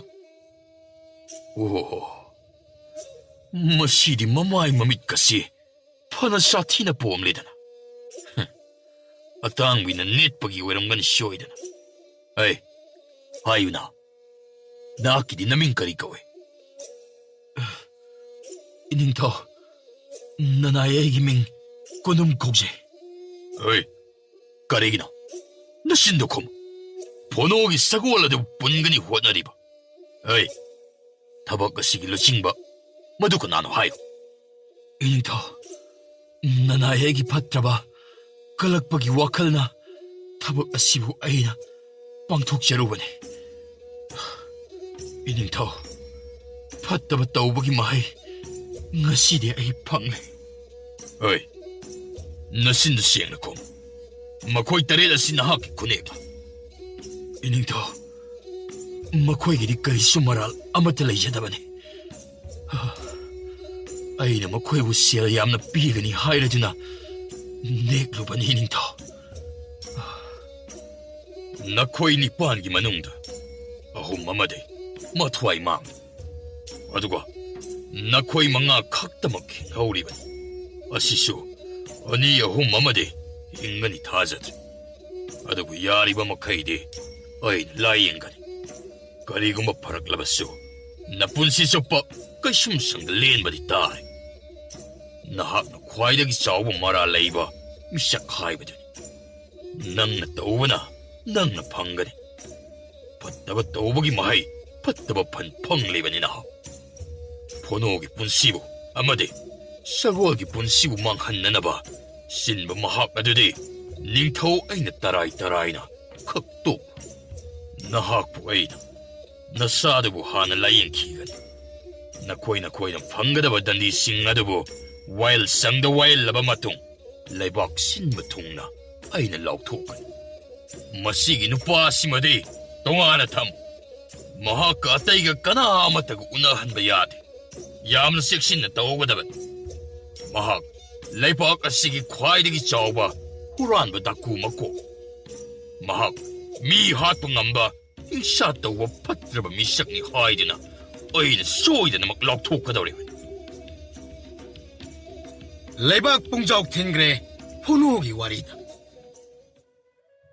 ꯐꯣꯅꯣꯒꯤ ꯀꯣꯅꯣꯒꯤ ꯈꯣꯡꯆꯠꯇ ꯑꯄꯟꯕ ꯄꯤꯔꯨꯕꯒꯤ ꯃꯤ ꯑꯍꯨꯝ ꯃꯊ꯭ꯋꯥꯏ ꯃꯥꯡꯈ꯭ꯔꯦ ꯍꯥꯏꯔꯤꯅꯦ ꯑꯇꯩꯅ ꯀꯩꯁꯨꯝ ꯁꯪꯗ ꯊꯝꯈ꯭ꯔꯦꯌꯦ ꯀꯣꯟꯗꯨꯝꯅ ꯂꯨꯆꯤꯡꯕꯅꯤ ꯍꯥꯏ ꯃꯤ ꯑꯅꯤ ꯑꯍꯨꯝꯁꯨ ꯁꯤꯒꯗꯕꯒꯤ ꯀꯞ ꯀꯞ ꯂꯥꯎꯔꯦꯌꯦ ꯁꯒꯣꯜ ꯃꯇꯣꯝꯇꯒ ꯄꯥꯟꯅꯕꯗ ꯁꯣꯛꯄ ꯉꯥꯛꯇꯅꯤ ꯍꯥꯏ ꯁꯤꯔꯤꯕ ꯑꯗꯨꯅ ꯁꯒꯣꯜꯅ ꯀꯥꯎꯗꯨꯅ ꯍꯥꯠꯄꯅꯤ ꯍꯥꯏꯅꯩꯅꯦ ꯑꯗꯨꯒꯅꯦ ꯐꯣꯅꯣꯒꯤ ꯑꯁꯣꯛꯄ ꯐꯥꯔꯛꯂꯕ ꯐꯥꯔꯤꯕꯁꯤꯡꯗꯣ ꯐꯣꯅꯣꯒ ꯅꯨꯡꯉꯥꯏꯅꯗꯕ 마부 머망가 싱나키바 레브라 한키니 하이리네. 마두기 와리도 여러가디 있다. 레이박 붕자 와토 소이든 오이라니다. 레이박 아마게 닝타우나 살라바 미삭 아마다부 싱나라바디 닝타우 모사막다 싱나바 그만이잖아. 마코에게 아할라만 로이나 파라키간 미기 농아이바 야이파부 우라가 깔락바 아와바 따바다 나타나 마토아이 파워 망리드나. 보노디 그리치 란자다바 앙 마디 미기 파타나바 칸데 미나 오이다바 앙라바수 아좀바 오이나 헥달라우반 보노다 랄루바 미도 이슈어나 단디 아둠 피라칸 미 까나마타 람비 서럭다 ꯆꯠꯄ ꯌꯥꯗꯦ ꯍꯥꯏꯔꯒ ꯀꯌꯥꯗ ꯊꯧꯅꯥ ꯐꯅ ꯂꯝꯕꯤ ꯂꯝꯈꯥꯡꯗ ꯐꯣꯅꯣꯒꯤ ꯁꯒꯣꯜ ꯂꯥꯛꯅꯕ ꯊꯧꯔꯥꯡ ꯇꯧꯔꯨꯕ ꯀꯔꯤ ꯊꯣꯛꯂꯦ ꯍꯧꯖꯤꯛꯇꯤ ꯑꯗꯨꯕꯨ ꯏꯇꯥꯎ ꯑꯋꯥꯡꯒꯤ ꯀꯣꯟꯗꯨꯝ ꯃꯗꯨꯅꯤ ꯍꯥꯏꯔꯤꯅꯦ ꯀꯔꯤꯅꯣꯅꯦ ꯀꯣꯟꯗꯨꯝ ꯃꯗꯨꯗꯤ ꯐꯣꯅꯣ ꯌꯥꯝꯅ ꯂꯨꯅ ꯈꯟꯖꯔꯤ ꯄꯣꯠꯅꯤ ꯑꯉꯥꯡ ꯑꯗꯨꯒꯤ ꯑꯔꯪ ꯑꯔꯥꯛ ꯎꯕꯗꯒꯤ ꯅꯤꯡꯊꯧꯅ ꯆꯥꯟꯈꯤꯕꯗꯒꯤ ꯍꯣꯡꯂꯛꯏꯕ ꯄꯨꯟꯁꯤ ꯃꯔꯦꯜ ꯑꯗꯣ ꯀꯜꯍꯧꯕꯒꯤ ꯗꯣꯁ ꯐꯪꯅꯦꯗꯅ ꯃꯤꯒꯤ ꯂꯥꯏꯕꯛꯇ ꯇꯝꯂꯛꯄꯅꯤ ꯂꯥꯏꯕꯛꯇ ꯇꯝꯂꯝꯗ꯭ꯔꯒꯕꯨ ꯅꯨꯡꯉꯥꯏꯅꯤꯡꯉꯤ ꯁꯦꯟꯖꯥꯎ ꯄꯥꯏꯅꯤꯡꯉꯤ ꯍꯦꯛꯇ ꯌꯥꯕꯗꯧꯅ ꯃꯈꯣꯏꯅ ꯈꯜꯂꯤꯕꯗꯕ ꯑꯁꯨꯝꯅ ꯃꯤꯌꯥꯝꯅ ꯈꯨꯟꯖꯥꯁꯤꯡꯅ ꯂꯩꯕꯥꯛ ꯑꯗꯨꯒꯤ ꯃꯤꯑꯣꯏꯁꯤꯡꯅ ꯉꯥꯡꯅꯕꯒꯤ ꯂꯣꯏꯕ ꯅꯥꯏꯗꯦ ꯃꯖꯥꯏꯕꯦꯝꯃ ꯔꯥꯖꯀꯟꯌꯥ ꯉꯥꯏꯍꯥꯛꯇ ꯂꯩꯇꯥꯗ꯭ꯔꯦ ꯐꯣꯅꯣꯒꯤ ꯃꯅꯥꯛ ꯌꯧꯅꯤꯡꯕꯅ ꯃꯍꯥꯔꯥꯅꯤꯗ ꯃꯁꯤꯡ ꯈꯪꯗꯅ ꯑꯣꯏꯅꯖꯩ ꯃꯄꯥꯕꯨꯡꯅ ꯐꯣꯅꯣꯒꯤ ꯈꯨꯡꯒꯪꯗ ꯆꯠꯂꯨꯁꯤ ꯍꯥꯏꯅꯕ ꯈꯥꯡꯕ ꯉꯝꯗ꯭ꯔꯗꯨꯅ ꯃꯍꯥꯔꯥꯅꯤꯅ ꯅꯤꯡꯊꯧꯗ ꯍꯪꯒꯠꯂꯤ ꯃꯣꯏ ꯄꯥꯕꯨꯡ ꯃꯆꯥꯅꯨꯄꯤꯅ ꯉꯥꯡꯕꯗ ꯑꯩ ꯈꯥꯡꯕꯒ ꯉꯝꯗ꯭ꯔꯦ ꯃꯤ ꯅꯣꯡꯃꯇꯪ ꯑꯣꯏꯔꯕꯁꯨ ꯐꯣꯅꯣꯒꯤ ꯃꯅꯥꯛꯇ ꯂꯦꯡꯂꯨꯔꯁꯤ ꯃꯍꯥꯔꯥꯅꯤ ꯐꯣꯅꯣꯒꯤ ꯐꯤꯕꯝ ꯑꯃꯗꯤ ꯁꯒꯣꯜꯒꯤ ꯑꯁꯣꯛꯄꯁꯤꯡ ꯌꯦꯡꯅꯤꯡꯕꯅ ꯂꯣꯏꯔꯕꯅꯤ ꯑꯗꯨꯕꯨ ꯂꯩꯄꯥꯛ ꯑꯃꯒꯤ ꯅꯤꯡꯊꯧ ꯑꯃꯅ ꯐꯣꯅꯣꯒꯤ ꯃꯅꯥꯛꯇ ꯇꯣꯏꯅ ꯆꯠꯂꯨꯔꯒ ꯐꯣꯅꯣꯒꯤ ꯁꯒꯣꯜ ꯑꯗꯨꯕꯨ ꯄꯥꯝꯂꯗꯨꯅ ꯇꯧꯔꯤꯕꯅꯤ ꯍꯥꯏꯅ ꯀꯤꯒꯅꯤ ꯈꯜꯂꯗꯨꯅ ꯑꯩꯒꯤ ꯋꯥꯈꯜ ꯑꯁꯤꯅ ꯈꯔ ꯈꯖꯤꯛ ꯈꯧꯇꯛ ꯆꯥꯕꯅꯤꯅ ꯍꯩ ꯀꯅꯥ ꯂꯩ ꯅꯈꯣꯏ ꯉꯁꯤꯗꯒꯤ ꯊꯥꯔꯒ ꯅꯨꯃꯤꯠ ꯍꯨꯝꯅꯤ ꯑꯁꯤꯒꯤ ꯃꯇꯨꯡꯗ ꯐꯣꯅꯣꯒꯤ ꯈꯨꯡꯒꯪꯗ ꯆꯠꯀꯅꯤꯀꯣ ꯅꯈꯣꯏꯅ ꯁꯦꯝ ꯁꯥꯗꯨꯅ ꯊꯧꯔꯥꯡꯒꯗꯕꯅꯤ ꯋꯥꯐꯝ ꯑꯁꯤ ꯇꯥꯕꯗ ꯃꯖꯥꯏꯕꯦꯝꯃ ꯍꯔꯥꯎꯖꯔꯦ ꯍꯟꯗꯛꯇꯤ ꯌꯥꯝꯅ ꯂꯥꯏꯅ ꯆꯠꯂꯣꯏꯗꯧꯔꯤ ꯈꯣꯡꯃꯤ ꯂꯥꯟꯃꯤ ꯁꯒꯣꯜ ꯂꯥꯟꯃꯤ ꯑꯃꯠꯇ ꯆꯤꯊꯔꯣꯏꯗꯧꯔꯤ ꯆꯠꯇ꯭ꯔꯤꯉꯩꯒꯤ ꯃꯥꯡꯑꯣꯏꯅꯅ ꯑꯔꯣꯟꯕ ꯄꯥꯎꯃꯤ ꯀꯌꯥ ꯂꯩꯕꯥꯛꯀꯤ ꯃꯐꯝ ꯈꯨꯗꯤꯡꯗ ꯀꯅꯥ ꯀꯅꯥꯅ ꯐꯠꯇꯕ ꯏꯍꯧ ꯁꯤꯜꯂꯤꯕ ꯀꯔꯝꯕ ꯊꯕꯛ ꯇꯧꯗꯣꯔꯤꯕ ꯍꯥꯏꯅ ꯌꯦꯡꯁꯤꯟꯅꯕ ꯈꯣꯡꯃꯤ ꯂꯥꯟꯃꯤ ꯀꯌꯥ ꯊꯥꯗꯣꯛꯈ꯭ꯔꯦ ꯅꯤꯡꯊꯧꯒꯤ ꯈꯣꯡꯆꯠ ꯑꯗꯨꯗꯁꯨ ꯑꯀꯥꯏꯕ ꯄꯤꯔꯛꯀꯅꯤ ꯍꯥꯏꯕꯒꯤ ꯆꯤꯡꯅꯕ ꯂꯩꯕꯗꯒꯤ ꯅꯤꯡꯊꯧꯒꯤ ꯃꯅꯥꯏꯁꯤꯡꯗ ꯑꯀꯟꯕ ꯂꯥꯂꯣꯡ ꯀꯌꯥ ꯁꯤꯟꯅꯈ꯭ꯔꯦ ꯐꯣꯅꯣꯒꯤ ꯃꯃꯥ ꯃꯄꯥꯁꯨ ꯃꯆꯥꯒꯤ ꯁꯣꯛꯏꯕ ꯈꯨꯗꯣꯡꯊꯤꯕ ꯑꯗꯨ ꯊꯣꯛꯀꯅꯤ ꯍꯥꯏꯕ ꯁꯨꯛꯊꯥ ꯊꯥꯖꯗꯦ ꯃꯃꯥ ꯃꯄꯥꯅ ꯈꯟꯅꯔꯝꯃꯤ ꯐꯣꯅꯣꯒꯤ ꯁꯒꯣꯜꯒꯤ ꯃꯄꯥꯜꯗꯒꯤ ꯑꯩꯈꯣꯏꯅ ꯅꯤꯡꯊꯧꯒꯤ ꯀꯣꯅꯨꯡꯒ ꯆꯞ ꯃꯥꯟꯅꯅ ꯌꯨꯝ ꯀꯩ ꯁꯥꯕ ꯆꯥꯅ ꯊꯛꯅꯕ ꯏꯅꯥꯏ ꯏꯁꯦꯟ ꯃꯌꯥꯝꯅꯒ ꯊꯧꯒꯜ ꯇꯧꯕꯁꯤꯗ ꯀꯜꯂꯛꯅꯕ ꯌꯥꯎꯔꯝꯒꯅꯤ ꯏꯅꯤꯡꯊꯧꯁꯨ ꯉꯁꯤ ꯅꯨꯃꯤꯠ ꯅꯤꯅꯤ ꯍꯨꯝꯅꯤ ꯂꯩꯔꯒ ꯂꯦꯡꯂꯛꯀꯅꯤꯗꯅ ꯄꯥꯎ ꯂꯥꯛꯂꯦ ꯏꯅꯤꯡꯊꯧꯒ ꯃꯍꯥꯔꯥꯅꯤꯒ ꯃꯖꯥꯏꯕꯦꯝꯃꯒꯁꯨ ꯄꯨꯟꯅ ꯂꯥꯛꯀꯅꯤ ꯍꯥꯏꯕ ꯄꯥꯎꯁꯨ ꯐꯣꯅꯣꯁꯨ ꯇꯥꯔꯦ ꯐꯣꯅꯣ ꯃꯊ꯭ꯋꯥꯏ ꯈꯔ ꯆꯥꯎꯈꯠꯆꯩ ꯔꯥꯖꯀꯟꯌꯥꯅ ꯋꯥꯍꯩ ꯈꯔꯗꯪ ꯍꯥꯏꯔꯕꯗ ꯑꯩꯒꯤ ꯑꯋꯥꯕ ꯅꯨꯡꯉꯥꯏꯇꯕ ꯈꯔꯗꯤ ꯀꯣꯛꯂꯅꯤ ꯅꯤꯡꯊꯧ ꯊꯨꯡꯂꯔꯅꯤ ꯍꯥꯏꯗꯨꯅ ꯐꯣꯅꯣꯒꯤ ꯌꯨꯝ ꯏꯪꯈꯣꯜ ꯌꯨꯝꯒꯤ ꯑꯀꯣꯏꯕ ꯅꯤꯡꯊꯤꯅ ꯁꯦꯡꯗꯣꯛꯄ ꯂꯣꯏꯈ꯭ꯔꯦ ꯂꯩꯕꯥꯛ ꯄꯨꯝꯕ ꯋꯥ ꯋꯥ ꯂꯥꯎꯅꯈ꯭ꯔꯦ ꯏꯅꯤꯡꯊꯧꯅ ꯐꯣꯅꯣꯒꯤ ꯑꯅꯥꯕ ꯍꯪꯕ ꯂꯥꯛꯀꯗꯧꯔꯤ ꯅꯤꯡꯊꯧ ꯀꯨꯏꯅ ꯂꯩꯕ ꯌꯥꯕꯒꯤ ꯐꯤꯕꯝꯗ ꯂꯥꯛꯀꯅꯤ ꯍꯥꯏꯕꯁꯨ ꯍꯥꯏꯅꯔꯝꯃꯤ ꯀꯅꯥ ꯑꯃꯅ ꯍꯥꯏꯅꯩ ꯈꯔ ꯂꯩꯔꯒꯗꯤ ꯅꯤꯡꯊꯧꯒꯤ ꯀꯣꯅꯨꯡ ꯐꯣꯅꯣꯒꯤ ꯈꯨꯡꯒꯪꯗ ꯍꯣꯡꯂꯛꯄꯁꯨ ꯌꯥꯔꯦ ꯅꯠꯇ꯭ꯔꯒ ꯐꯣꯅꯣ ꯃꯃꯥ ꯃꯄꯥꯒ ꯀꯣꯅꯨꯡꯗ ꯄꯨꯝꯂꯩ ꯂꯩꯈꯤꯕꯁꯨ ꯀꯅꯥꯅ ꯈꯪꯕ ꯉꯥꯡꯅꯕꯒꯤ ꯂꯣꯏꯕ ꯅꯥꯏꯗꯦ ꯍꯧꯖꯤꯛꯇꯤ ꯐꯣꯅꯣꯒꯤ ꯃꯃꯥ ꯃꯄꯥꯒꯤ ꯅꯛꯁꯤꯟꯅꯕ ꯃꯔꯤ ꯃꯇꯥ ꯁꯥꯒꯩ ꯅꯥꯇꯩ ꯐꯣꯅꯣꯒꯤ ꯃꯄꯥꯟ ꯆꯥꯕ ꯐꯪꯂꯦ ꯀꯅꯥꯁꯨ ꯑꯋꯥꯕ ꯂꯩꯇ꯭ꯔꯦ ꯂꯩꯇ ꯂꯥꯏꯔ ꯄꯨꯝꯕ ꯄꯨꯡꯀꯣꯛ ꯀꯣꯛꯈ꯭ꯔꯦ ꯐꯣꯅꯣꯒꯤ ꯃꯃꯥ ꯃꯄꯥꯗ ꯅꯞꯁꯤꯟꯕ ꯍꯩꯕ ꯀꯥꯡꯕꯨ ꯐꯥꯎꯕ ꯂꯣꯏꯅ ꯅꯨꯡꯉꯥꯏꯕꯗ ꯌꯥꯎꯔꯦ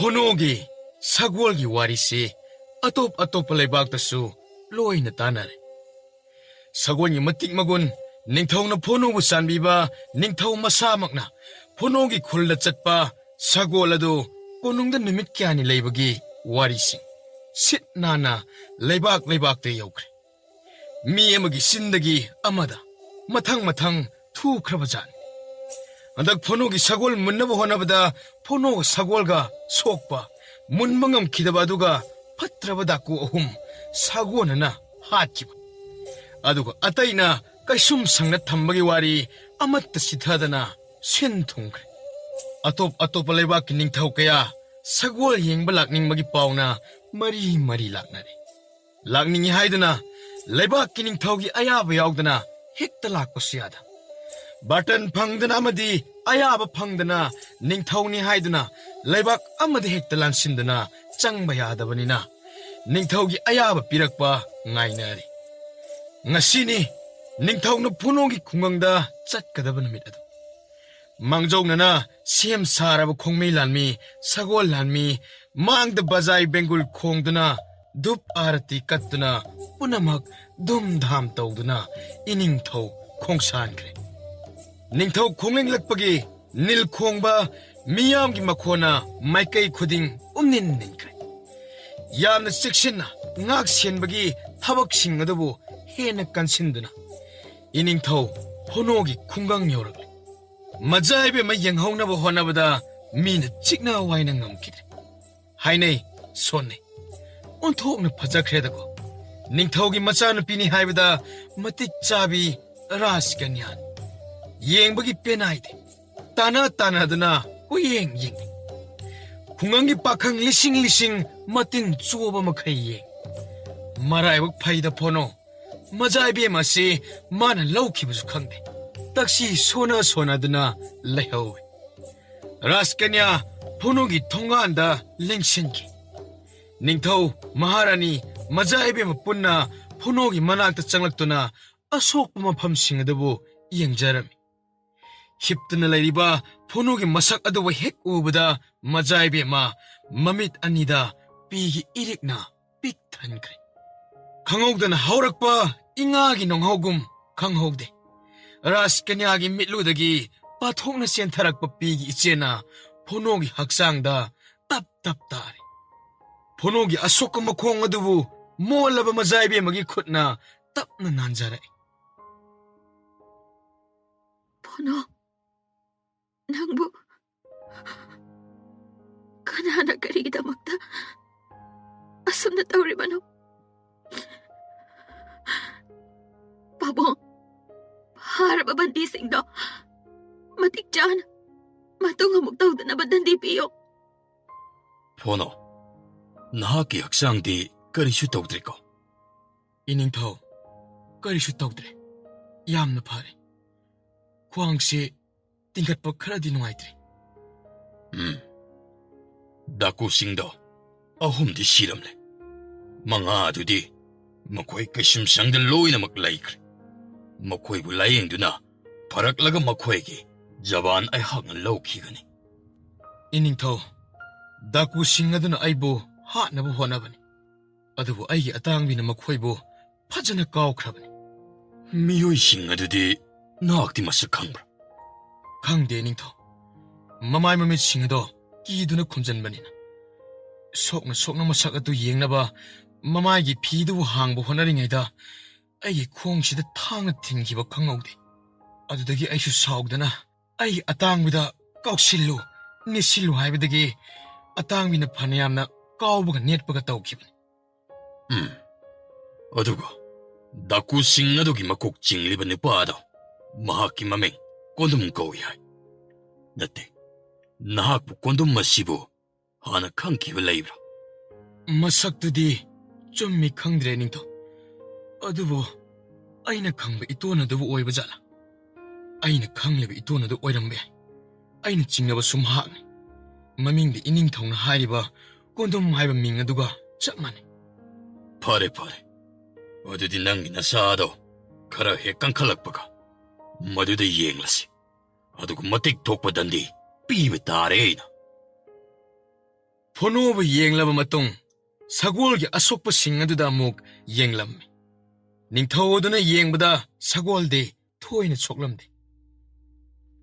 허이 사고라시디 토이나부 속람드레다나. 오 포노기 시나 마얌 상두는 남신버기 락노 파나 떠우버기 만ung 텟나 속버기 오이르바 말레드나. 마키 마사세 마담 카라디에도 먹장 기가니캉. Manai mayamna seba ningthina tawduna phono thuna pharibani. Chaba thakpa irujaba makhong hamba manai ahum mari changduna hotnaribani. 하 포노 나하키 피엔다바 까리레 아이원다 로이나 막담 나하 까리시 와닝아이 레이티 난기다 막다디 닝타오 아이야마 이짜옥짜오나 레이리 나하키다 막 아이나 아마또 왈라 로이 하리바시니 로이나 막담. Iningthau pendaba amata leite. Inai punamak amana amabu ngainaduna amatta leite. Makhoigi seba asidi onthokna phajana tawkhre. Awatpa amata lehende ningthau. Haiphatringaida aina khajiktang leng khotpada makhoina loina khangkhre. Maharani na ningthaubu phonogi mama mapagi manakta wari watai tawrunaba ingit tawe. Phonoga sagolga majaibi magada ngai hore.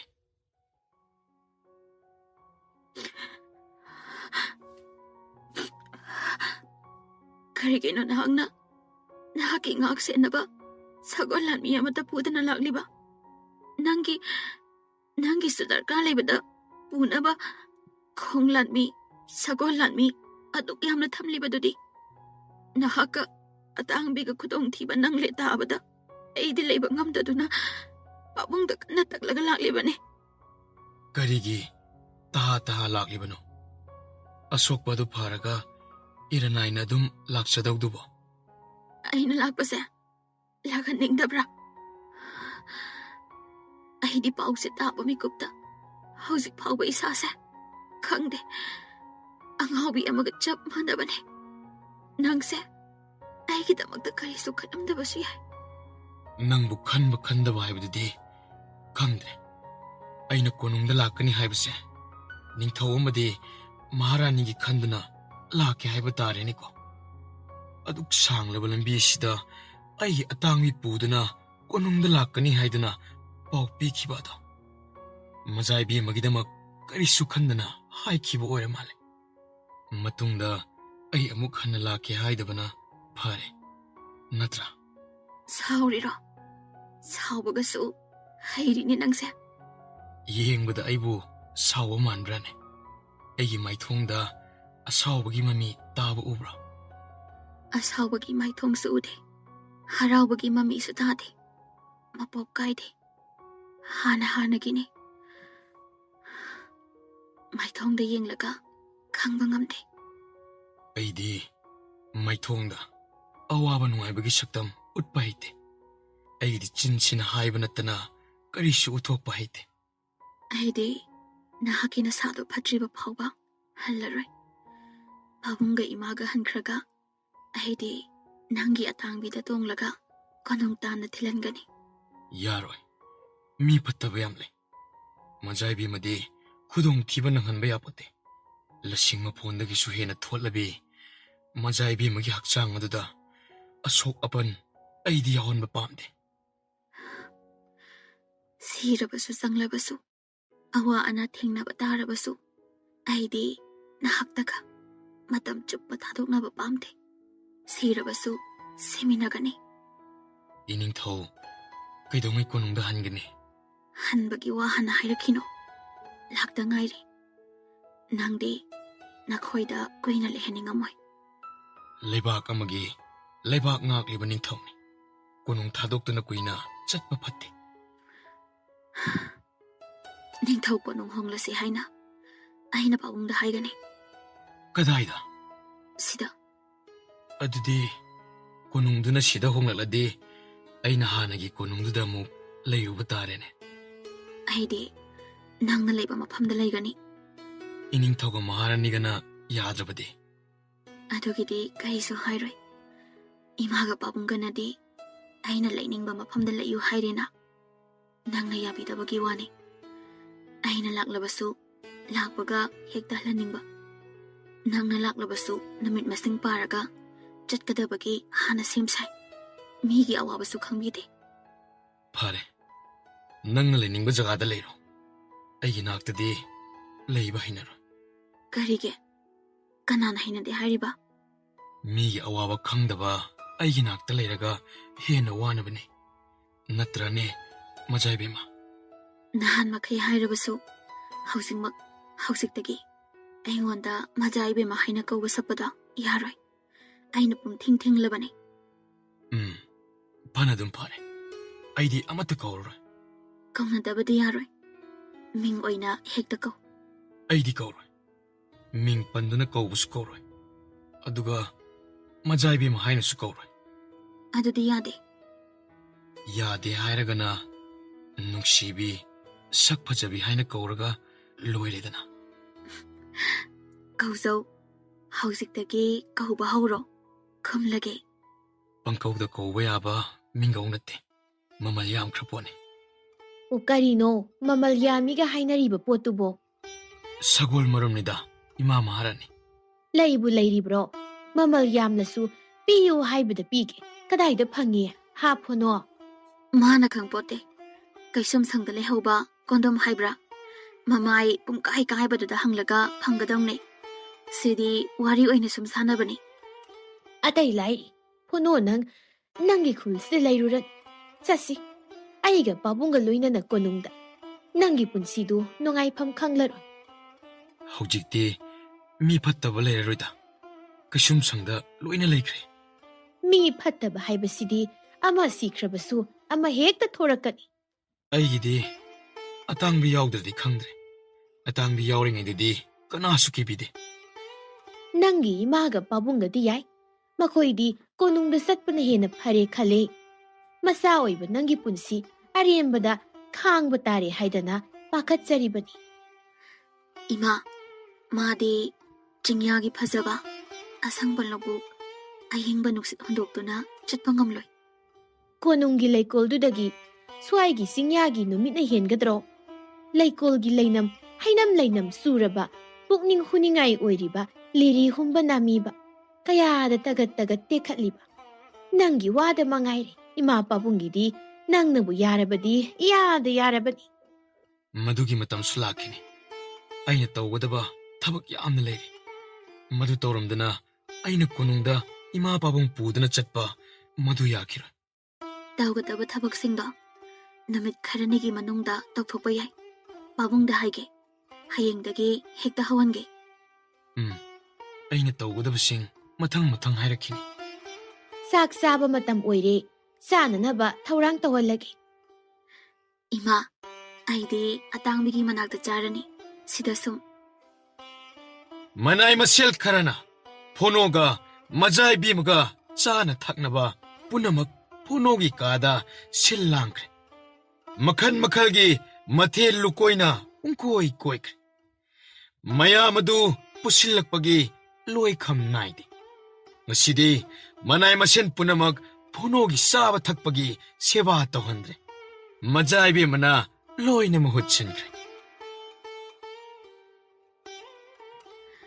ꯍꯧꯒꯠꯂꯁꯦ ꯐꯝꯅꯕ ꯍꯤꯞꯅ ꯍꯤꯞꯅ ꯑꯗꯨꯝ ꯆꯥꯔꯒꯦ ꯍꯥꯏꯔꯣ ꯍꯣꯏ ꯍꯣꯏ ꯍꯧꯒꯠꯀꯦ ꯈꯨꯠꯁꯨ ꯑꯃꯨꯛꯇ ꯍꯥꯝꯈꯤꯒꯦ ꯍꯧꯒꯠꯂꯣ ꯍꯥꯏꯗꯦ ꯉꯁꯤꯗꯤ ꯑꯩꯅ ꯂꯣꯏꯅ ꯇꯧꯔꯗꯧꯅꯤ ꯏꯅꯥꯏ ꯑꯃꯠꯇ ꯆꯪꯂꯛꯑꯔꯣꯏ ꯑꯗꯨꯕꯨ ꯈꯨꯠ ꯍꯥꯝꯈꯤꯒꯦ ꯍꯥꯏꯕꯅꯤꯗ ꯅꯪꯕꯨ ꯅꯈꯨꯠ ꯍꯥꯝꯃꯨ ꯀꯅꯥꯅ ꯍꯥꯏꯒꯦ ꯍꯥꯝꯗꯅ ꯆꯥꯎ ꯑꯩꯅ ꯏꯟꯕꯤꯔꯤꯁꯤꯗꯤ ꯑꯅꯥꯕ ꯅꯪꯗꯤ ꯇꯨꯃꯤꯟꯅ ꯂꯩꯌꯨ ꯁꯦꯕꯥ ꯇꯧꯔꯤꯕ ꯃꯤꯅ ꯃꯔꯥꯏꯅ ꯇꯧꯖꯔꯛꯀꯅꯤ ꯑꯍꯩ ꯑꯄꯥ ꯁꯥꯅꯨ ꯁꯦ ꯀꯥꯈꯠꯂꯣ ꯁꯤꯅ ꯑꯍꯥꯟꯕ ꯆꯈꯣꯝ ꯃꯖꯥꯏꯕꯤꯃꯗꯤ ꯀꯅꯥꯒꯤ ꯃꯆꯥ ꯏꯕꯦꯝꯃꯅꯣ ꯍꯧꯖꯤꯛꯇ ꯍꯥꯏꯅꯈ꯭ꯔꯕꯗꯨꯗꯤ ꯑꯩꯉꯣꯟꯗ ꯀꯧꯒꯅꯤ ꯍꯥꯏꯕꯗꯨꯕꯨ ꯀꯔꯤ ꯍꯥꯏꯕ ꯑꯗꯨ ꯑꯣꯏꯅ ꯀꯧꯔꯛꯑꯣ ꯑꯣ ꯅꯨꯡꯁꯤꯕꯤ ꯁꯛ ꯐꯖꯕꯤ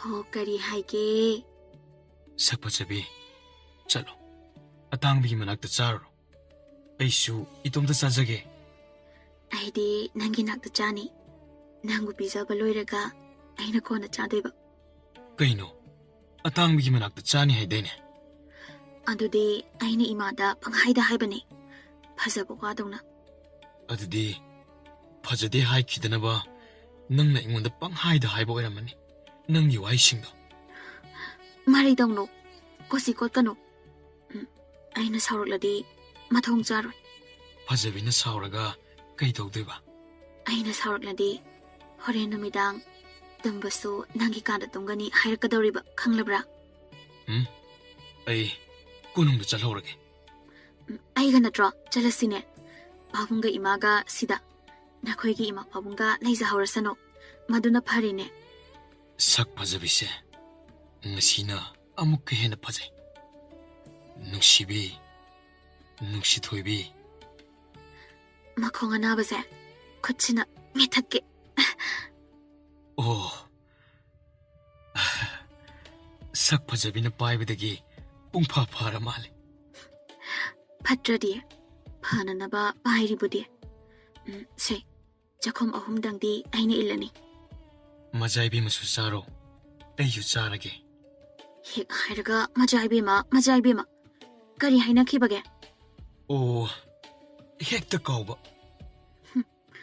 ꯌꯥꯝꯅ ꯀꯥꯎꯒꯜꯂꯦ ꯑꯩꯕꯨ ꯂꯥꯏꯅ ꯀꯥꯎꯔꯝꯗꯣꯏꯅꯦ ꯍꯦꯛ ꯀꯥꯎꯔꯝꯕꯗ ꯑꯩꯗꯤ ꯄꯥꯕꯨꯡꯗ ꯇꯥꯛꯀꯗꯣꯏꯅꯦ ꯁꯛ ꯐꯖꯕꯤ ꯅꯨꯡꯁꯤꯕꯤ ꯑꯩꯗꯤ ꯅꯪꯕꯨ ꯀꯥꯎꯕ ꯅꯤꯡꯁꯤꯡꯕ ꯍꯥꯏꯕ ꯑꯃꯃꯨꯛ ꯂꯩꯇ꯭ꯔꯦ ꯑꯩꯒꯤ ꯏꯁꯥ ꯃꯅꯨꯡꯗ ꯑꯗꯨꯝ ꯅꯪꯗꯤ ꯌꯥꯎ ꯂꯩꯔꯤꯁꯤꯕꯣ ꯐꯔꯦ ꯌꯥꯎꯕꯨ ꯌꯥꯎ ꯂꯩꯔꯗꯤ ꯆꯥꯛꯁꯦ ꯄꯨꯛ ꯊꯟꯅ ꯅꯁꯥꯗꯣ ꯀꯟꯈꯠꯍꯟꯅꯕ ꯅꯪꯕꯨ ꯄꯦꯟꯅ ꯏꯟꯈꯤꯒꯦ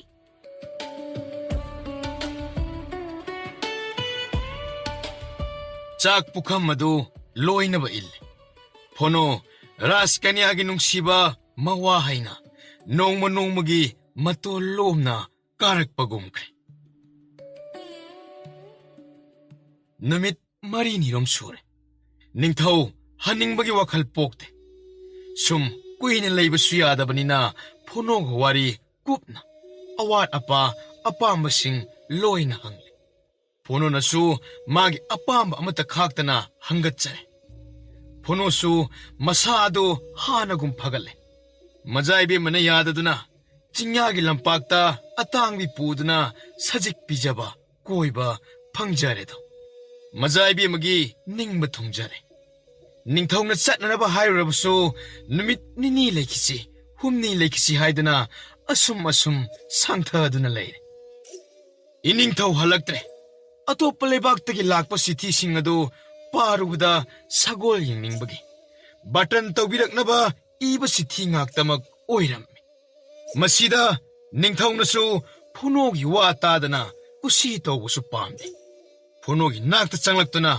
ꯐꯣꯅꯣꯗ ꯍꯪꯉꯤ ꯐꯣꯅꯣ ꯃꯤꯂꯩꯕꯥꯛꯇꯒꯤ ꯅꯤꯡꯊꯧ ꯀꯌꯥꯅ ꯅꯍꯥꯛꯀꯤ ꯁꯒꯣꯜ ꯑꯁꯤꯕꯨ ꯎꯅꯤꯡꯕꯒꯤ ꯈꯧꯔꯥꯡꯕ ꯂꯩ ꯃꯈꯣꯏꯗꯤ ꯂꯥꯛꯅꯅꯕ ꯅꯍꯥꯛꯀꯤ ꯑꯌꯥꯕꯕꯨ ꯉꯥꯏꯗꯨꯅ ꯂꯩꯅꯔꯕꯅꯤ ꯅꯍꯥꯛꯀꯤ ꯃꯠ ꯀꯔꯤꯅꯣ ꯍꯥꯏꯌꯨ ꯏꯅꯤꯡꯊꯧ ꯃꯇꯝ ꯈꯔ ꯂꯩꯔꯒ ꯑꯐꯕ ꯃꯇꯝ nong ching chudaba kandoina pangthok piyodore ningthau. Pabung, sagolgi mela tawsi. Mela adu yengba lakpinaba baton oina tawkrasi. Khwaidagi ahenba sagolda mana mathum pinaba. Nahakna hairibado aishu yaning. Adubu Pono nahakidi kari mat lairi. Iningthau, nana aishu yazare. Namit mangani rom phonogi yumda leiramlaga ningthau adu majaibe maga maharaniga manai masen pumba konungda hankre. Majaibe madi phono thadoktuna chatkani khanbada thawai hakchang yaugdraba dihegum wa amatta ngangdana leimaida yengduna leiramlaga makhong thangkiba adu phono su nungaitaba phauki.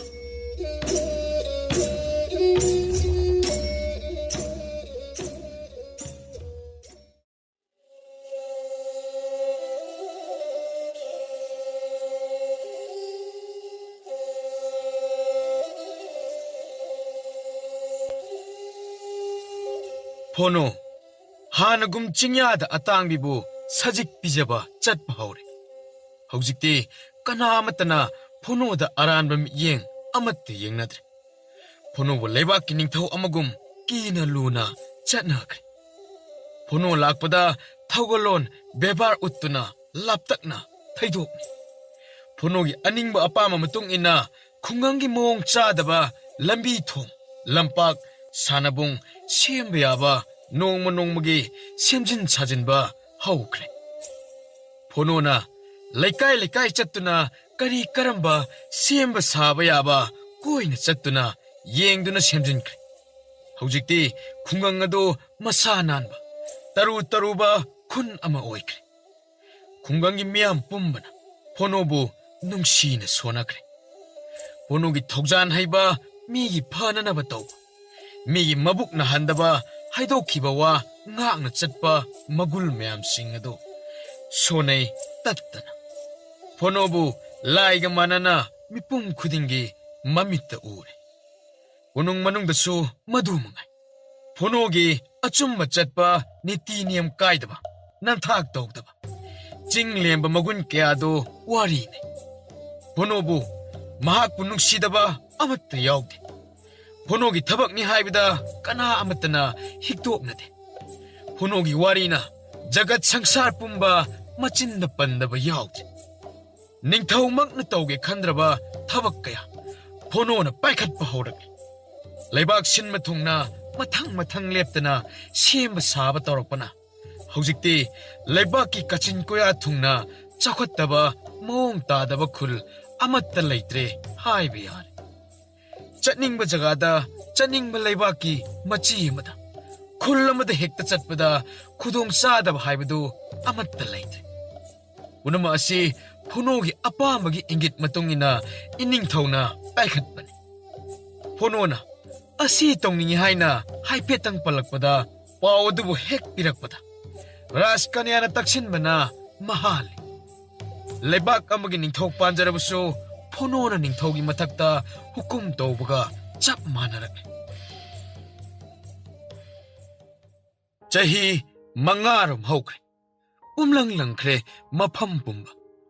Phono gi khunganga atai atai khunganga kari su khenadre. Khenariba haibabu phono gi masagi leibam yum asi khakta ngai. Mi kharana haine ningthau asi phono na oirabadi amukka hena leibak asi chawkhatkani. Somdana kaishum sangda thamlakliba daku manga adu wayen ba haure.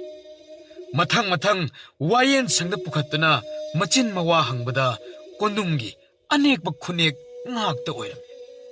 Pot lakpa migi mapot munba mi phuba thang tena mi bu hat patupagi thabak matungda hek tawbada makhong makhut kakthakani haiba akanba hukum tawthakre. Iroi loibada daku khongbu odugi luchingba akhanaba numit leptuna masak naiba wayel mapu kayaga jaban lawba hokre. Kondum wayen sangda yamna chiksinna puraktuna wayel.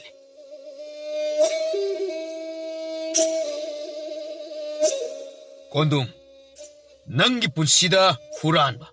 미기 맛봇 문막이 타박시 그야락 수크레 하요. Mapu ibungo. Hadaki asina ahanban. 낭기 용가 포노기 용가 그야암 랍네. Mapu ibungo. Yumling paringne.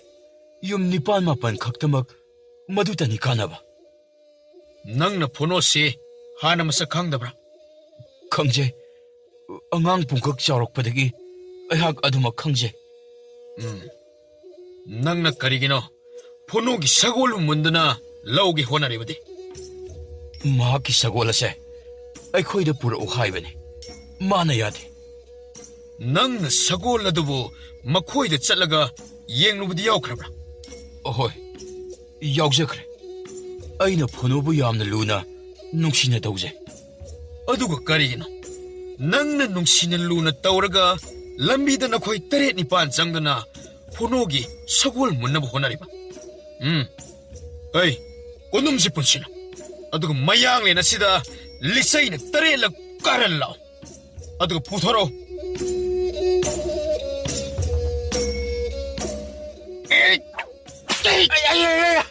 Mapuibago.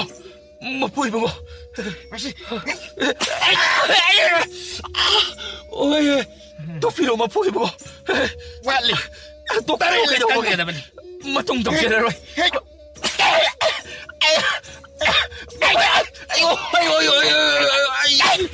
Yarete. Yarete. Karinonggi pangthokseruba. Ayo, mapuibago. Topiro kaido mo. Ayo! Nanay khang mo daw Nanay khang mo daw Matung masum na tokseraroi.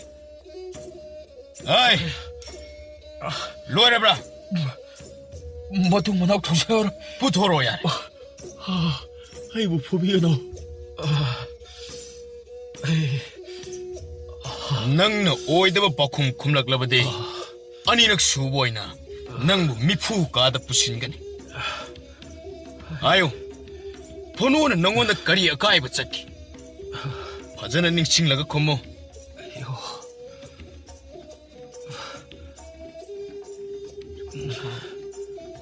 Mapuibungo. Phonogi sagolse. Aihini. Aina pibani. ꯑꯩ ꯅꯪꯅ ꯄꯤꯕꯁꯤ ꯆꯨꯝꯂꯕ꯭ꯔꯥ Chumle. ꯑꯣ ꯐꯔꯦ ꯅꯪꯅ ꯃꯉꯣꯟꯗ ꯄꯤꯔꯦ ꯑꯗꯨꯒ ꯅꯪꯅ ꯄꯤꯊꯣꯛꯈ꯭ꯔꯕ ꯁꯒꯣꯜ ꯑꯁꯤ ꯅꯪꯅ ꯑꯃꯨꯛ ꯍꯨꯔꯥꯜꯅ ꯅꯥꯗ ꯃꯨꯟꯒꯦ ꯇꯧꯔꯤꯕ ꯀꯔꯤꯒꯤꯅꯣ Mana matam khara thamduna harauhanba do. Yare. Aina amuk loksin ge tawbani. ꯍꯥꯏ ꯐꯣꯅꯣꯗ ꯅꯪꯅ ꯁꯒꯣꯜ ꯄꯤꯕꯅꯤ ꯍꯥꯏꯔꯦ ꯁꯒꯣꯜ ꯑꯁꯤ ꯃꯇꯝꯗꯨꯗ ꯀꯌꯥꯝꯗꯤ ꯆꯥꯎꯔꯦ ꯍꯩ ꯃꯁꯤ ꯆꯩ ꯈꯥꯡꯉꯤꯅꯦ ꯃꯁꯦ ꯍꯩ ꯆꯩꯗ ꯑꯩꯉꯣꯟꯗ ꯄꯤꯔꯣ Mapuibungo topiro. Topiro. ꯃꯁꯤ Nanay lingba ngamdre. ꯍꯩ ꯅꯪꯅ ꯃꯔꯤꯛ ꯆꯨꯝꯅ ꯍꯥꯏꯗꯣꯛꯇ꯭ꯔꯕꯗꯤ ꯀꯌꯥꯔꯛ ꯃꯤꯐꯨ ꯆꯩ ꯅꯪꯒꯅꯤ Aina mangonda marum oina pibani. ꯀꯔꯤ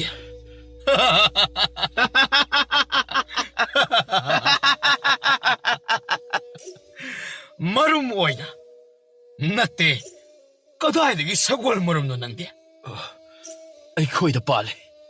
ꯀꯔꯤ ꯁꯒꯣꯜ ꯃꯔꯨꯝꯕ ꯅꯠꯇꯦ ꯅꯈꯣꯏꯗ ꯄꯥꯜꯂꯦ ꯍꯥꯏꯕ Hoi. Asengbamakki aikhoida pale. Sagol marum ado. ꯑꯩ ꯌꯥꯝ ꯆꯥꯎꯏ ꯅꯈꯨꯠꯇꯝ ꯉꯧꯕ꯭ꯔꯥ ꯉꯥꯡꯕ꯭ꯔꯥ Mapuibungo. Machudi ngaude. Adubu wawthangne. Aduga marum madudi sumuk chawi. Asumuk. ꯍꯥꯏ ꯀꯗꯥꯏꯗ ꯄꯥꯟꯕ Aikhoigi maningda.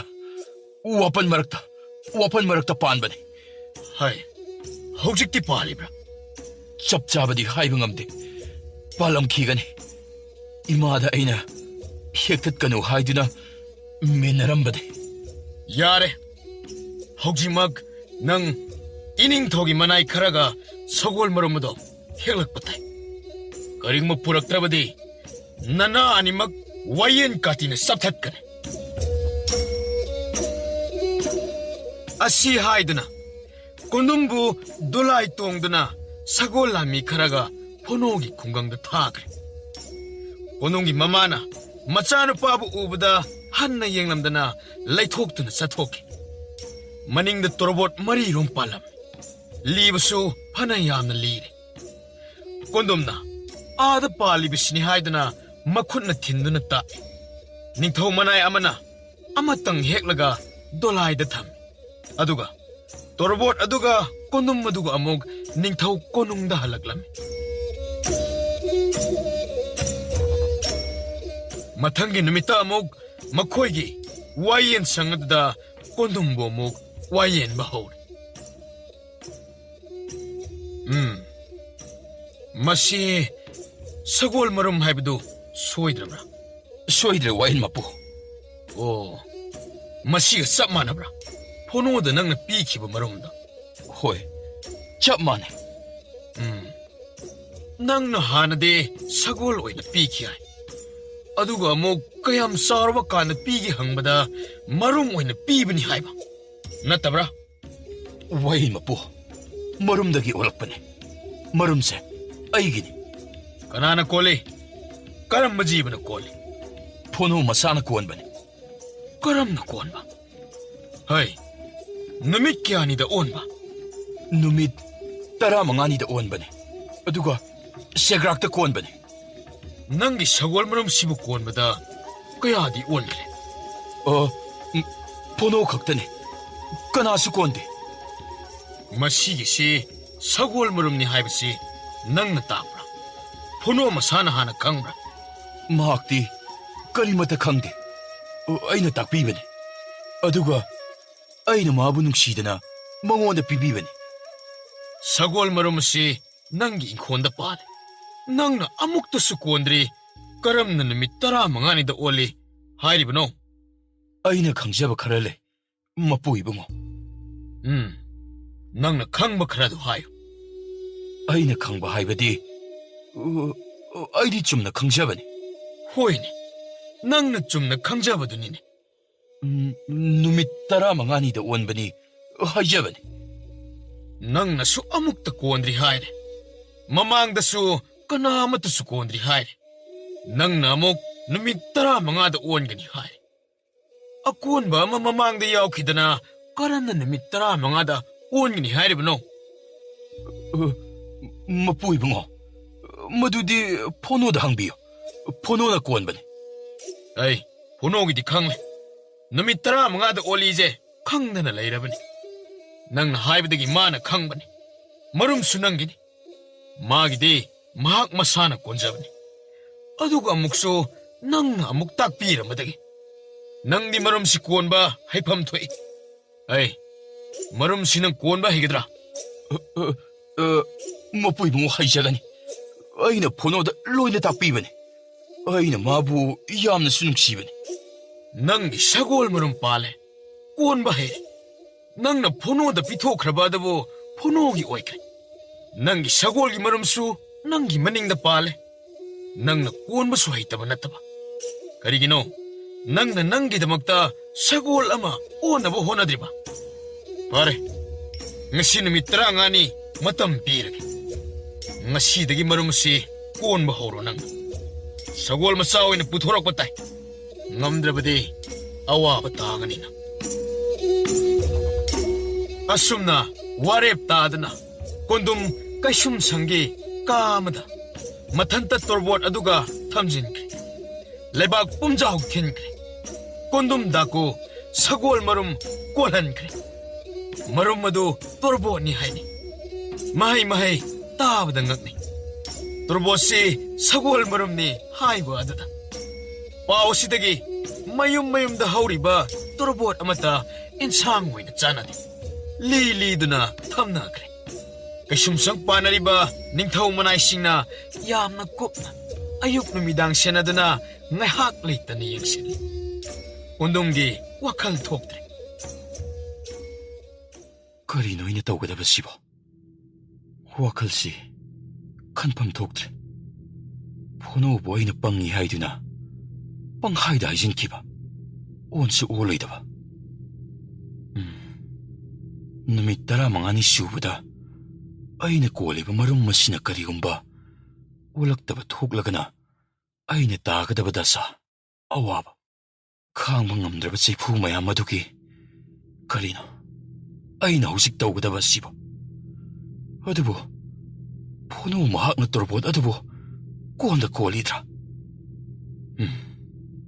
ꯅꯨꯃꯤꯠ 15ꯅꯤꯗꯗꯤ ꯑꯣꯜꯂꯤ ꯍꯥꯏ ꯑꯗꯨꯒ ꯑꯃꯨꯛꯁꯨ ꯇꯁꯦꯡꯅ ꯑꯩꯅ ꯍꯥꯏꯗꯣꯛꯍꯧꯕꯁꯨ ꯍꯥꯏꯍꯧꯗ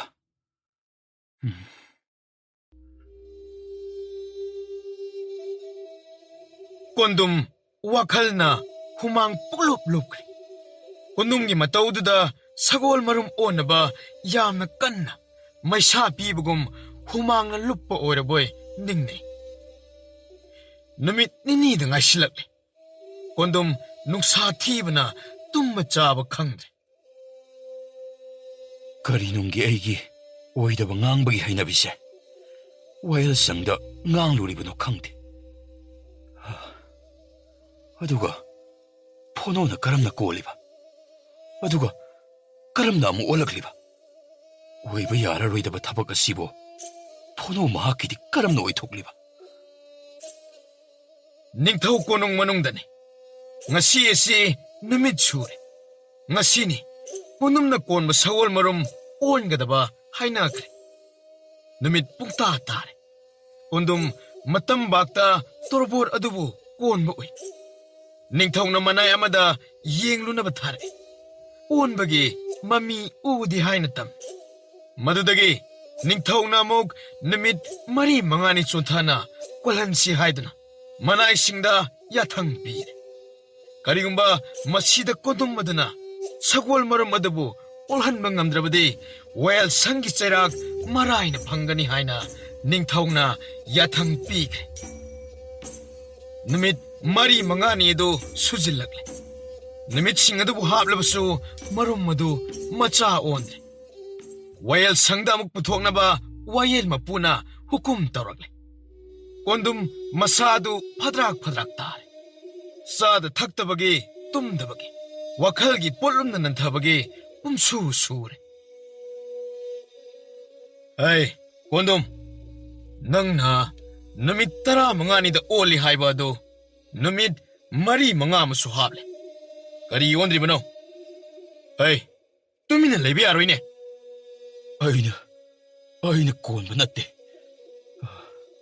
ꯐꯣꯅꯣꯅ ꯀꯣꯟꯖꯕꯅꯤ ꯍꯩ ꯅꯪꯅ ꯀꯣꯟꯗꯅ ꯀꯅꯥꯅ ꯀꯣꯜꯂꯤ ꯅꯨꯃꯤꯠ 12ꯅꯤ ꯍꯦꯜꯂꯦ ꯅꯪꯅ ꯀꯣꯜꯂꯤꯕꯁꯤ ꯑꯩ ꯃꯁꯤꯡ ꯑꯃꯨꯛꯇ ꯄꯥꯎ ꯐꯣꯅꯣꯒꯤꯗꯤ ꯅꯪꯅ ꯇꯥꯛꯄ ꯅꯨꯃꯤꯠ 15ꯅꯤꯗ ꯑꯣꯟꯕꯅꯤ ꯅꯪꯁꯨ ꯀꯣꯟꯕ ꯍꯩ ꯍꯥꯏꯕꯗꯥꯏ ꯀꯔꯤꯒꯤ ꯑꯣꯟꯗꯦ ꯃꯤ ꯑꯃꯅ ꯋꯥꯅ ꯀꯣꯟꯗꯅ ꯑꯣꯜꯍꯟꯕ ꯁꯒꯣꯜꯕꯨ ꯅꯪꯒꯤ ꯑꯣꯏꯅꯤ ꯍꯥꯏꯔꯤꯕ ꯀꯔꯤꯒꯤ ꯅꯪꯅ ꯄꯪꯍꯥꯏꯗ ꯍꯥꯏꯖꯤꯟꯕꯅꯤ ꯃꯔꯨꯝꯁꯨ ꯅꯪꯅ ꯄꯤꯕ ꯑꯣꯏꯔꯝꯂꯣꯏ ꯑꯩ ꯆꯠꯂꯣ ꯀꯣꯟꯗꯨꯝꯁꯤ ꯀꯅꯥ ꯂꯩ ꯃꯤꯐꯨ ꯀꯥꯗ ꯄꯨꯁꯤꯜꯂꯨ ꯃꯇꯤꯛ ꯆꯥꯕ ꯗꯟꯗꯤ ꯐꯪꯍꯜꯂꯨ ꯃꯅꯥ ꯑꯅꯤꯗꯣ ꯋꯥꯌꯦꯟ ꯀꯥꯇꯤꯅ ꯃꯇꯣꯟ ꯆꯞꯍꯠꯂꯨ